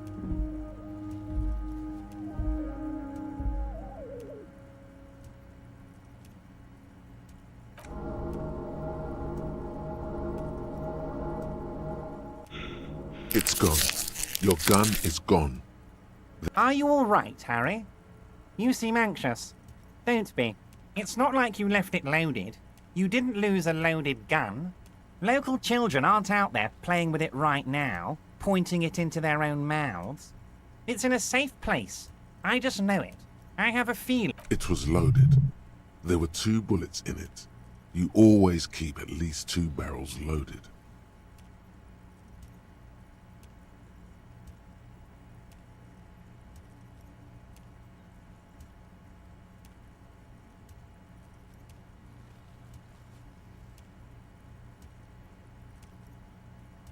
Officer, we will deal with this later. We don't need Mr. Clare's hat. I wouldn't be so sure about that. Officer, I wouldn't be so sure about that. God, you're sweating. Your knee is jerking. You're about to cry, aren't you?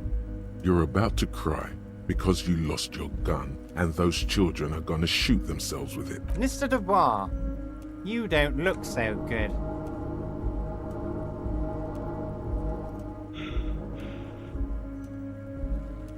What is it? Mr. Dubois! Mr. Dubois! Harry!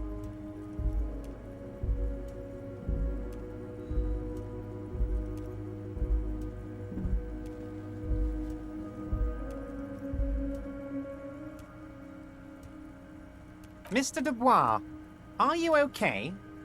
Maybe you could use your hands somehow, in a kind of throw-in motion, like you're throwing that Mr. Dubois act right back at him.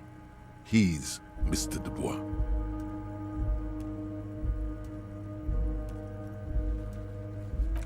What an odd demonstration of... you got me, Harry. I don't even know what. As entertaining as it was, I'm afraid we're wasting our time, and I'm an extremely busy man. Okay, enough. We are here to ask you some questions. Quick, here's your window. Get yourself together and ask him questions. Police officer questions.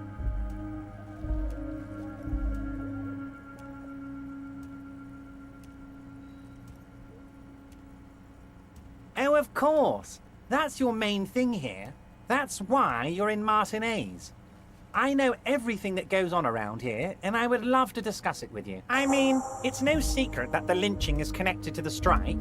So much to talk about. Honestly, it's been weighing on me so heavily. I understand you need to interview me, but there's a thing that's been keeping me up at night. I want to talk about the hanging. I mean, if we could just calmly talk, exchange information, we could blow this thing wide open. Yes, that sounds good. Let's do that. But I can't think straight with this thing weighing on me. You're police officers, aren't you? I have a crazy idea. You guys are basically door-opening machines, incredibly talented at opening doors.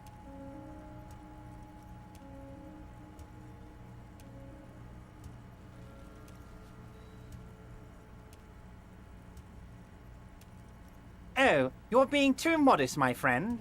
But don't worry. This annoying thing I have is completely legal. I just need you to open a door. An excellent opportunity presents itself, sire. You could win the trust of the arch-liar, pretend to play into his hand. Then, should you wish, bend his efforts towards your own.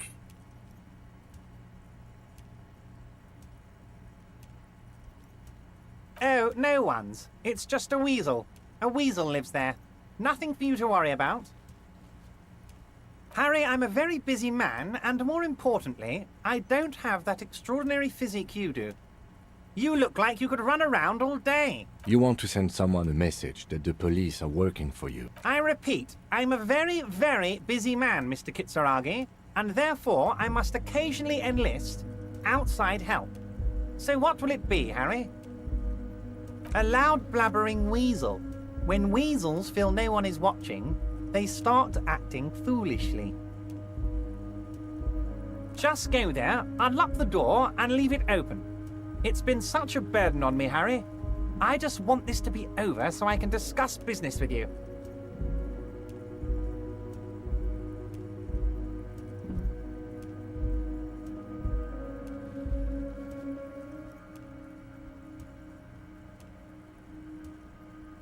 Fantastic, my friend.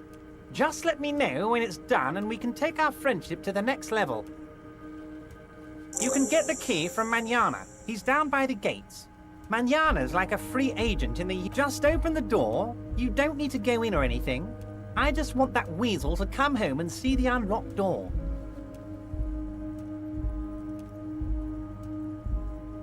Harry, honestly, I'm just relieved you didn't get a hernia. A man your age...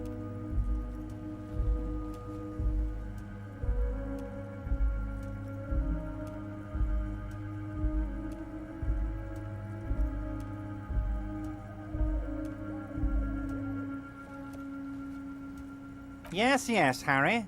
You are obviously in peak physical condition, and I salute both your initiative and your physical prowess. Anyway, I assure you, I am a very well-informed man. Information reaches me before I even get the chance to request it. Of course, let us dispatch with the formalities.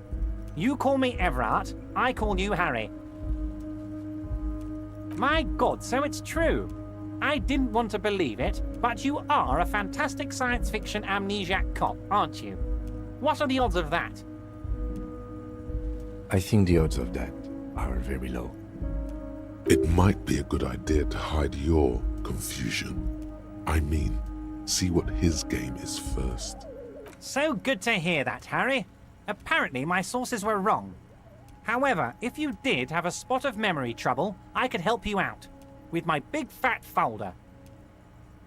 Words flow like a river of honey from his lips. I guess word has already reached him. No matter. It's just a brown folder.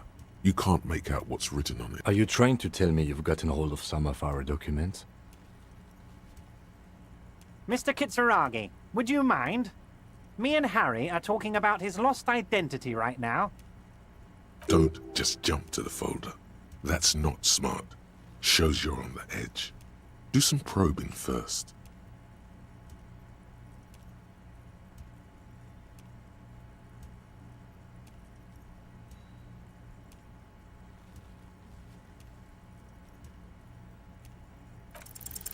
As you look at the folder, Everard covers it with his hand and pet. Okay, Harry, you got me.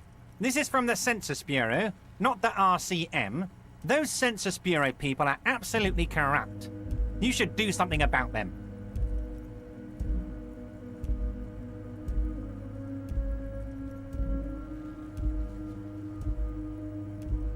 He got the name from the Census Bureau, and everything else from your actions here in Martinez.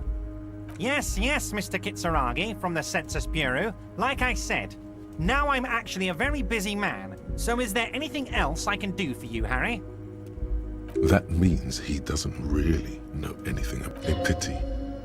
The mystery of you will have to remain a mystery for the time being.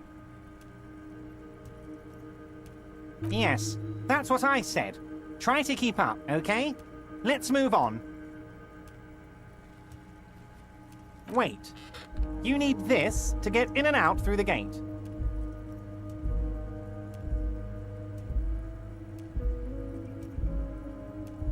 Here, you're one of us now.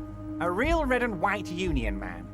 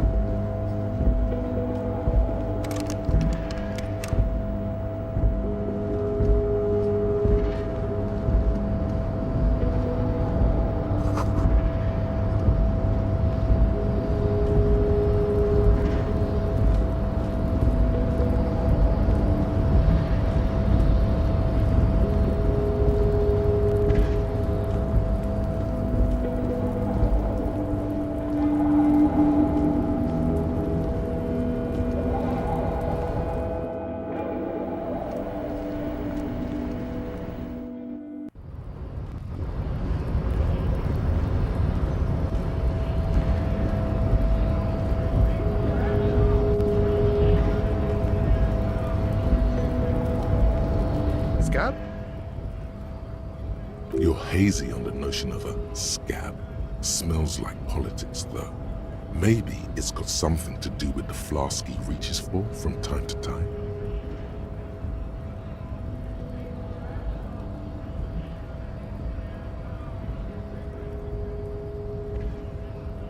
Good one, officer. Don't worry.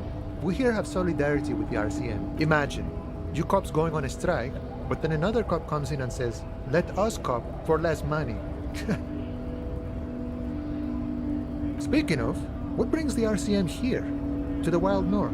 Come to see the strife? A key, huh? What door is this key supposed to open?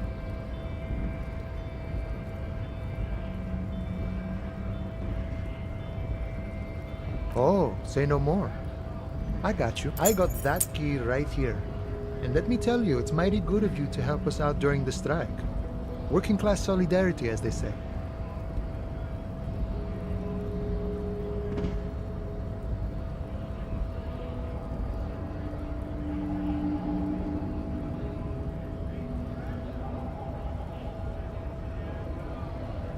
Oh, so the none of the above type, are you? I get it, I get it. I like to keep my distance too. But it doesn't matter. It's a good thing you're doing. What you're looking for is a basement door behind the greenhouse. That's behind the whirling in rags. That's all I know. Okay, but where did you get the key from? The janitor gave it to me. Nice fella. We talked about life and things that really, truly matter. None of this mess we're in. This jiving and juggling. What's it for? To feed our children, I guess. I'm more of a philosophical dock worker. I like to talk about the big picture stuff. Who I am, who you are, what we are fighting for. He means he's not going to tell you cause he doesn't know. But he will shoot his mouth off with you now that you're working for Everard.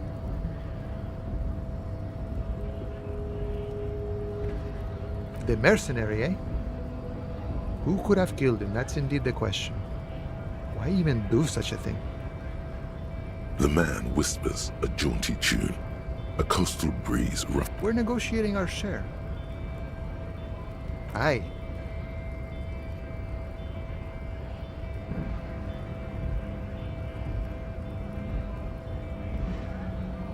All of it.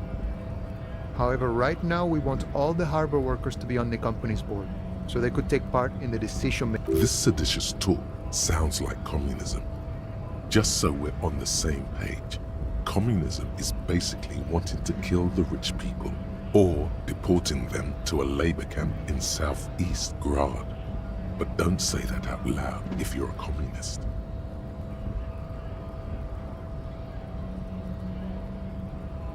I think it's best you make up your own mind now that you've met him.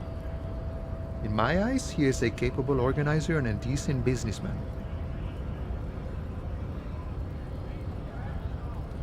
I guess you kind of get to be the village chief.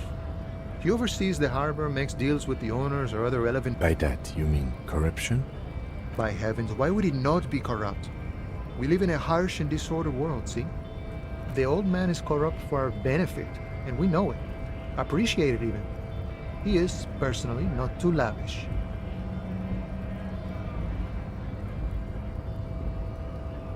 Okay, he's reasonably lavish, sure. That's his prerogative.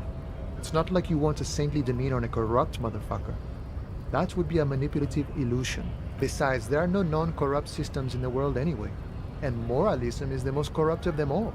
This man has political theory, and it has not failed him today. No. I don't think I'm a communist. Seeing something of value and saying I want it all to myself is a much older and simpler notion. No sign, even a weak child can think it. The only things holding someone back are I can't and I shouldn't.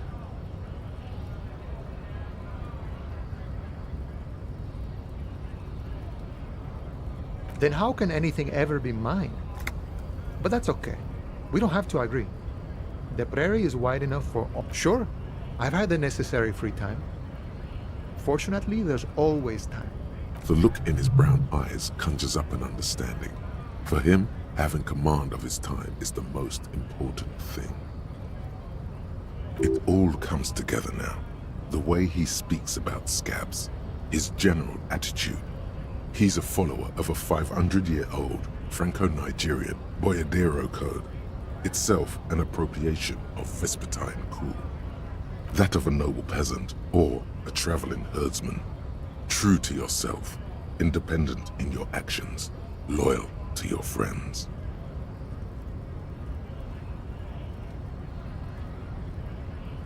The man sits on the railing, his hands reaching far and wide, yet it feels as if he could effortlessly go even wider, if need be, an endless torrent of time.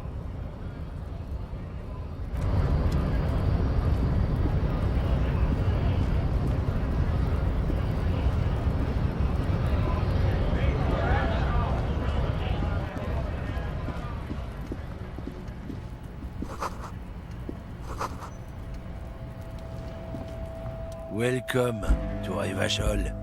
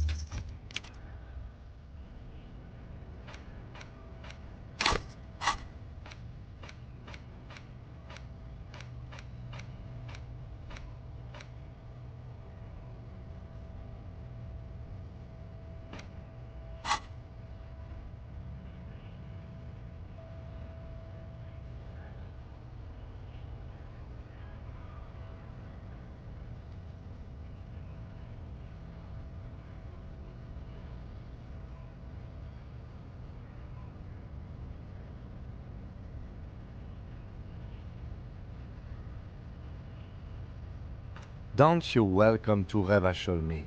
My grandfather came here from a 3,000-year-old racist isolationist culture, while your ancestors came to this island a mere 300 years ago.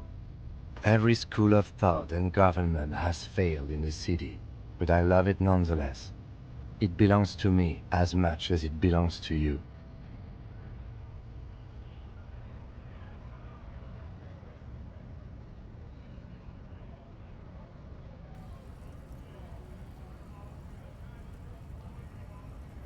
It's men like you who keep Revachol divided, making it that much harder for everyone to climb out of this post-war limbo.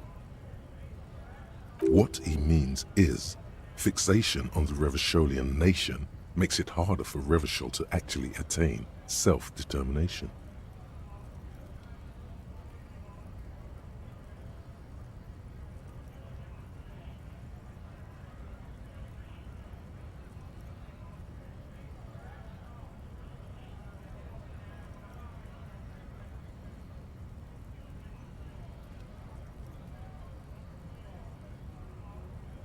Oh, come on, man. I just said welcome to Rivachol. It's a lorry driver thing. I know exactly what you meant. You think my kind doesn't belong here, that I should watch myself. But you see, I'm an officer of the RCM. It's actually my job to make sure you behave. I would advise you to remember that. Silence. The air between them becomes tense. Your partner needs backup. Now's your moment to shine.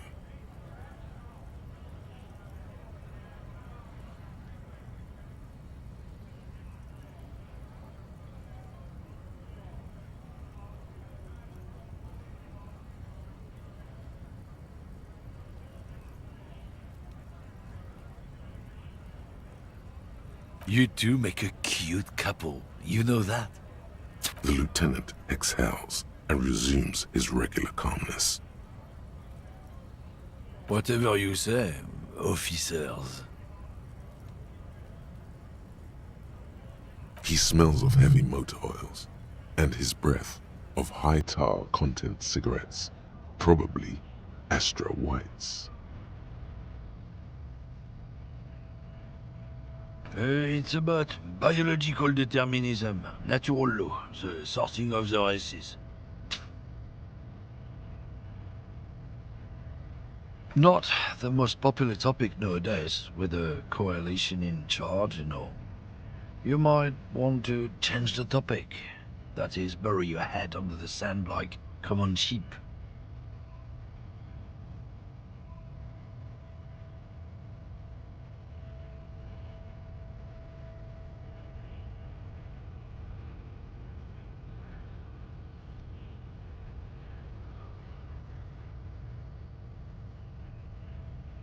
I'm not the only one. Look, I've read books. The science of racial theory has all been proved, even if some people don't want to accept it. People who've studied these things say that you and me are superior by design. So, naturally, we Occidentals should be in charge. Obviously, you can see the merits in that.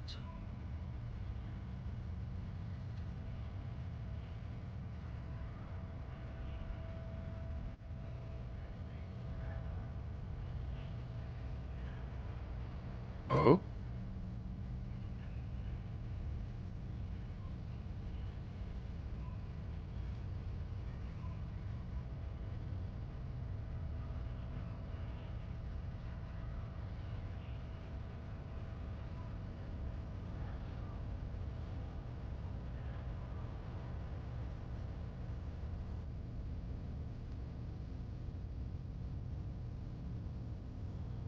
Go right ahead. You may be a cop, but that won't help you avoid the calamity to come.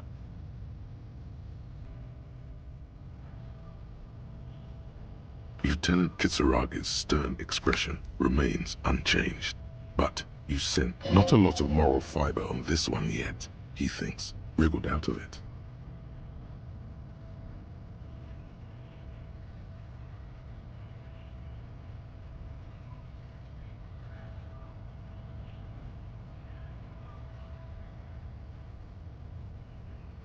Oh, not much anymore.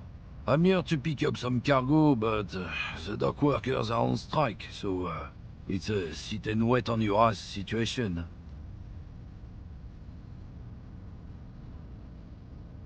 The strike? Oh, they've been at it for a while. A month, 2 months maybe. But this here is just the last week or so.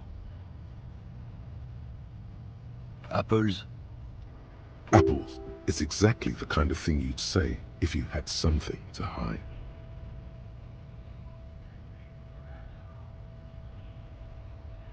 Yeah, apples? I take it you had other questions?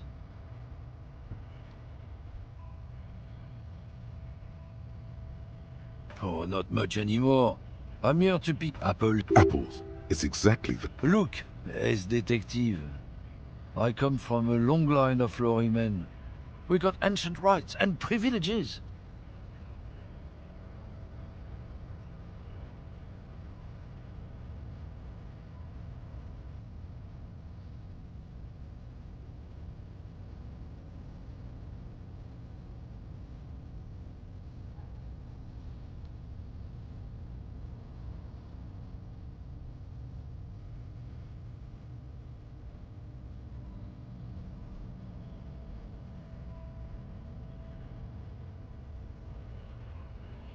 I'm here to pick up a load of fucking apples, man.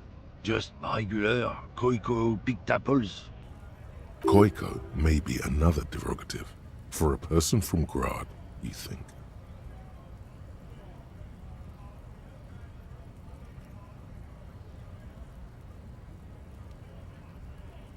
Yep, it's one of their main exports. They grow him down South Yekokata. A beautiful place. Got great scenic vistas. In fact, Yekokata is a desolate wasteland whose name literally translates to Zone of Ecological Catastrophe. It features no scenic vistas and supports virtually no plant or animal life.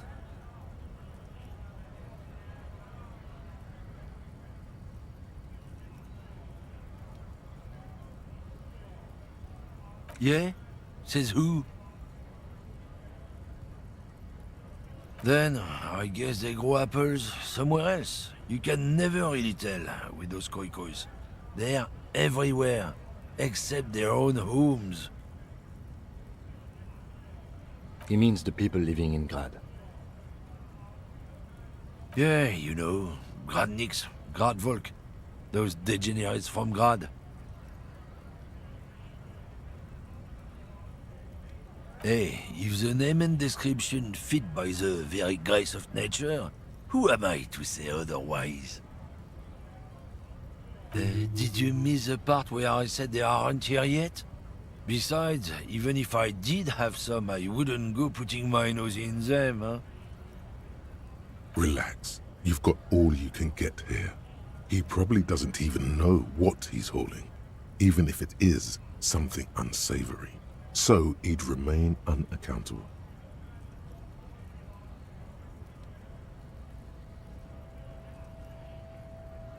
Oh yeah, they're a big deal.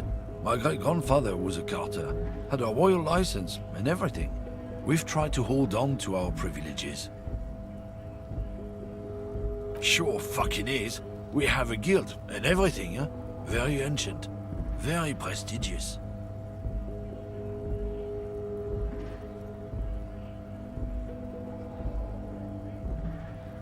Hell no.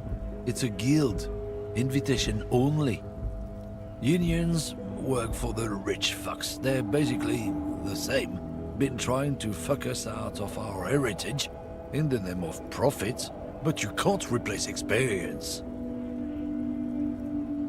Huh. Trusting street thugs with their goods is going too far.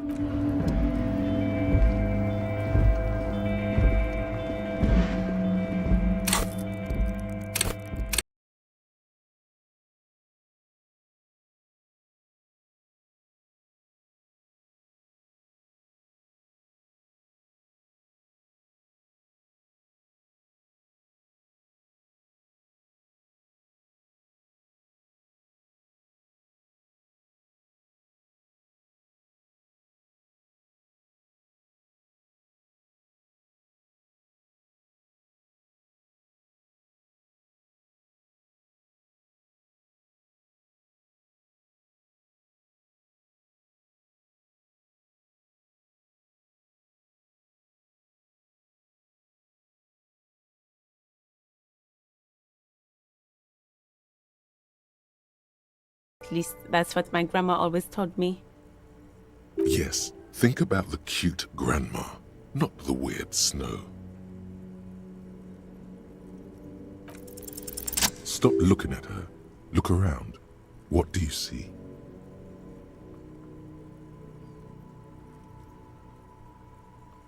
That's right. And the canal, the bookstore, the harbor gates. This is a great vantage point for keeping an eye on you.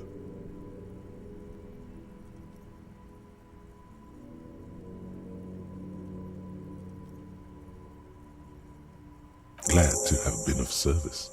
Now you know the locals are keeping tabs on you.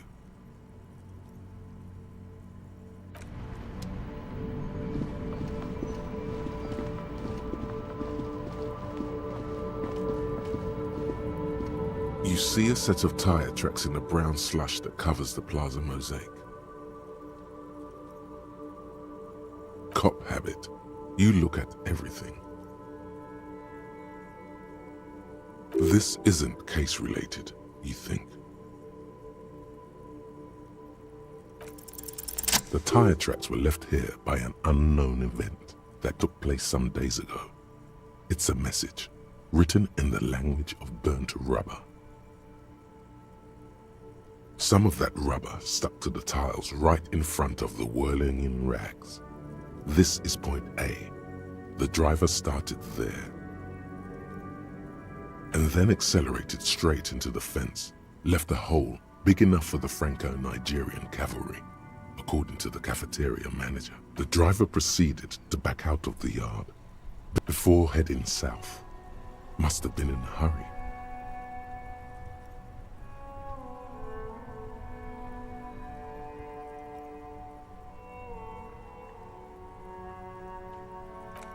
I'm not sure.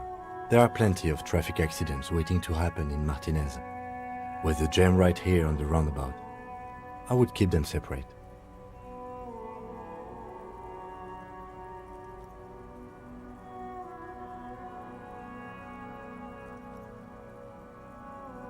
You could follow the track south. There seems to be a canal there. See where they went, if you find the time. You are correct. This is a rather motor carriage-friendly city.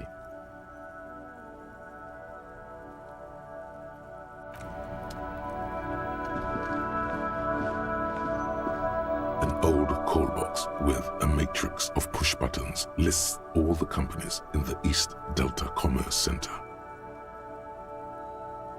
This button looks new, but somewhat...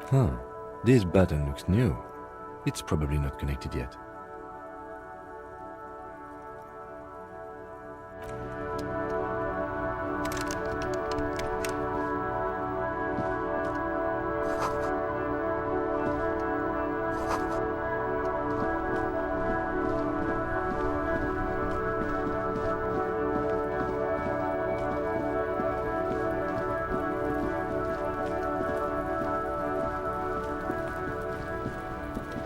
This trash container is locked. The sliding lid has a padlock that says, "Whirling in rags."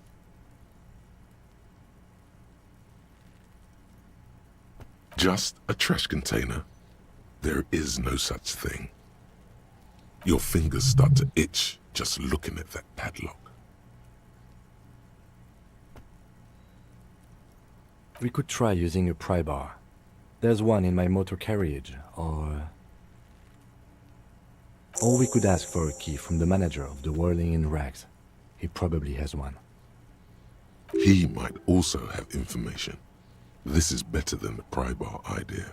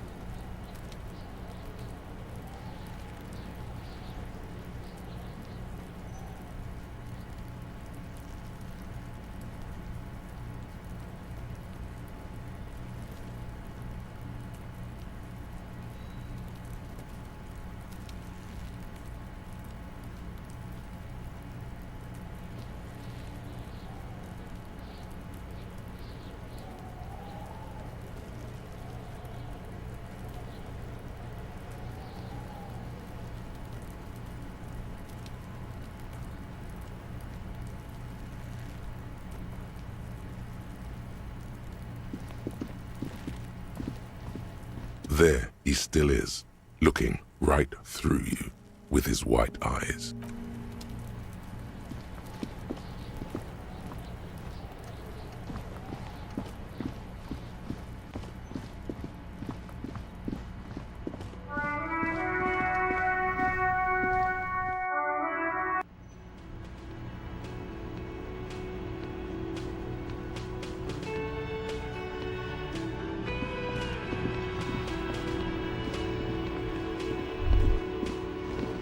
That sugary black rum stain on the counter makes you teary-eyed with joy.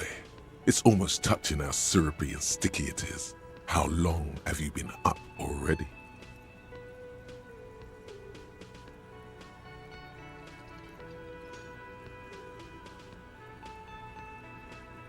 An hour would have been bad.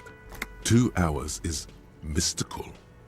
You have truly wiped out all trace of yourself if you haven't thought about rum and lemonade yet.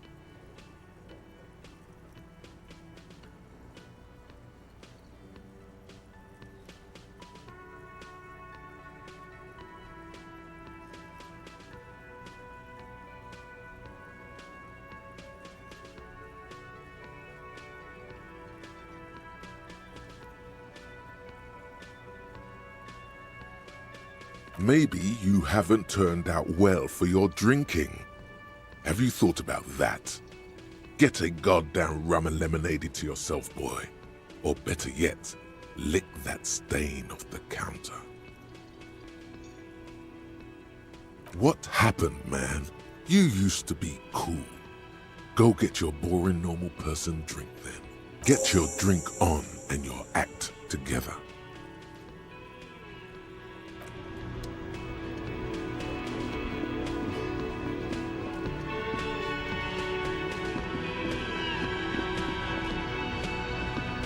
Can I help you? Mine? No, it belongs to the Whirling in Rags.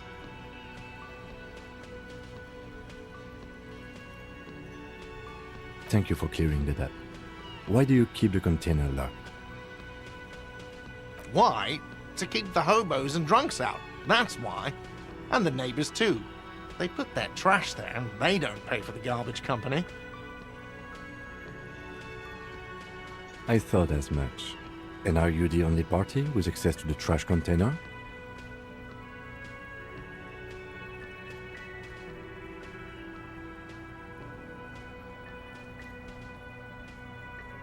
Well, yes. Us and the garbage disposal company.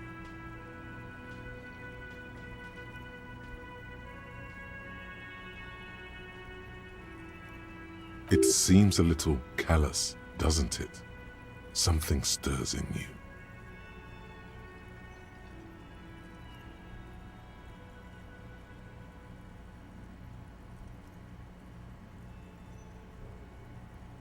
Prod at him and find out.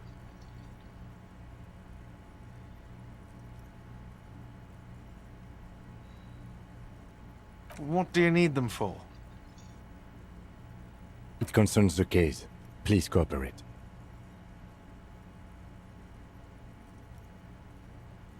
Just bring them back once you're done, please.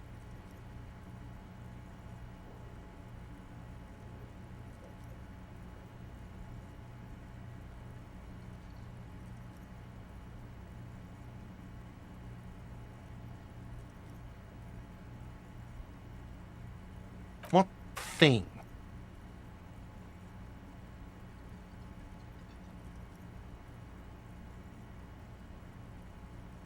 Yes, not the whole damn union, thank God. Just the nastiest and loudest faction. They come here in the evenings. Dumb, unruly types. Think they're big shit. But they're good customers. They place big orders and always pay on time. We should find out who this Lord faction is, occupying the booth. Loudness means talkative, and we need info. We don't. We have to wait. They'll show up sooner or later. There are these things called days. You sleep between them. He's saying they'll come after you've slept. Just making clear you got that.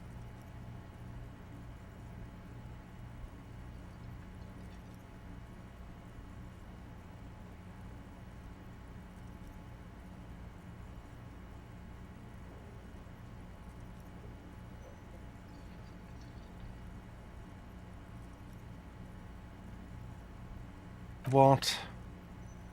By the way, you should come back to this thing-based questionnaire if you see anything interesting in the whirling later.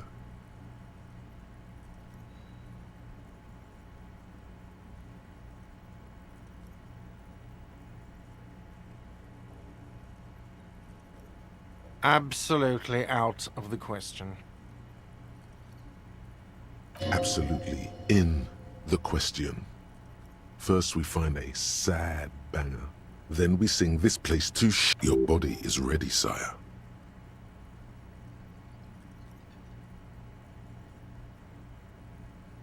Yes, have you got it?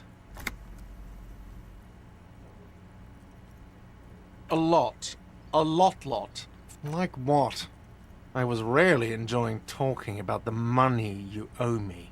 Another thing. Great. I love... Yes?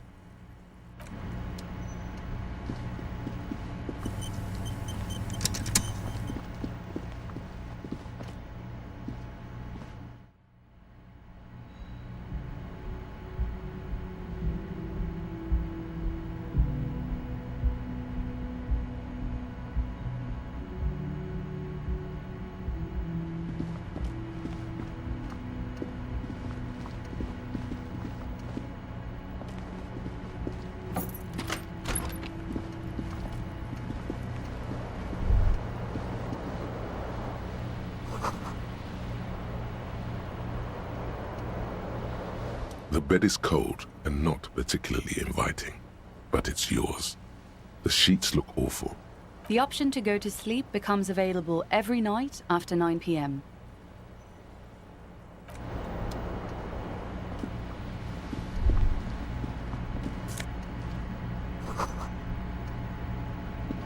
A mirror hangs on the bathroom wall. In it, your...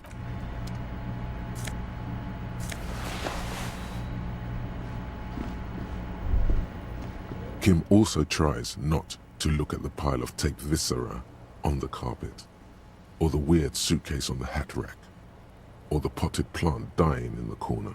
The man is finding it hard not to trip on the tape, and not to send any of the bottles rolling across the floor. Where unidentifiable sludge makes it hard for him to breathe. Smells of vomit in here.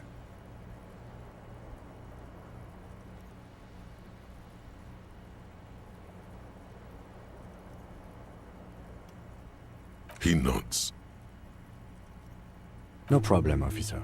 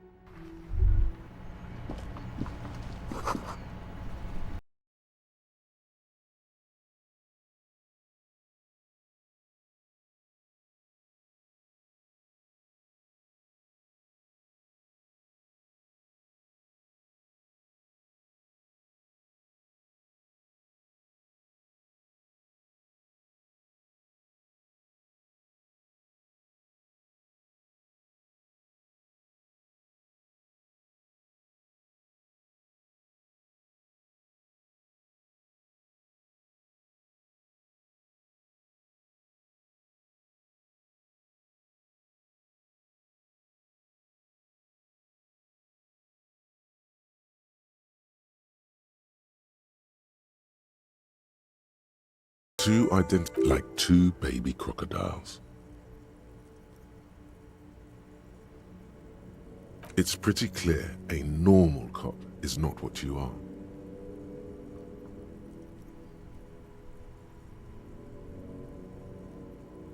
Good, they're balanced, comfy. Feels like the only good thing about you right now, truth be told.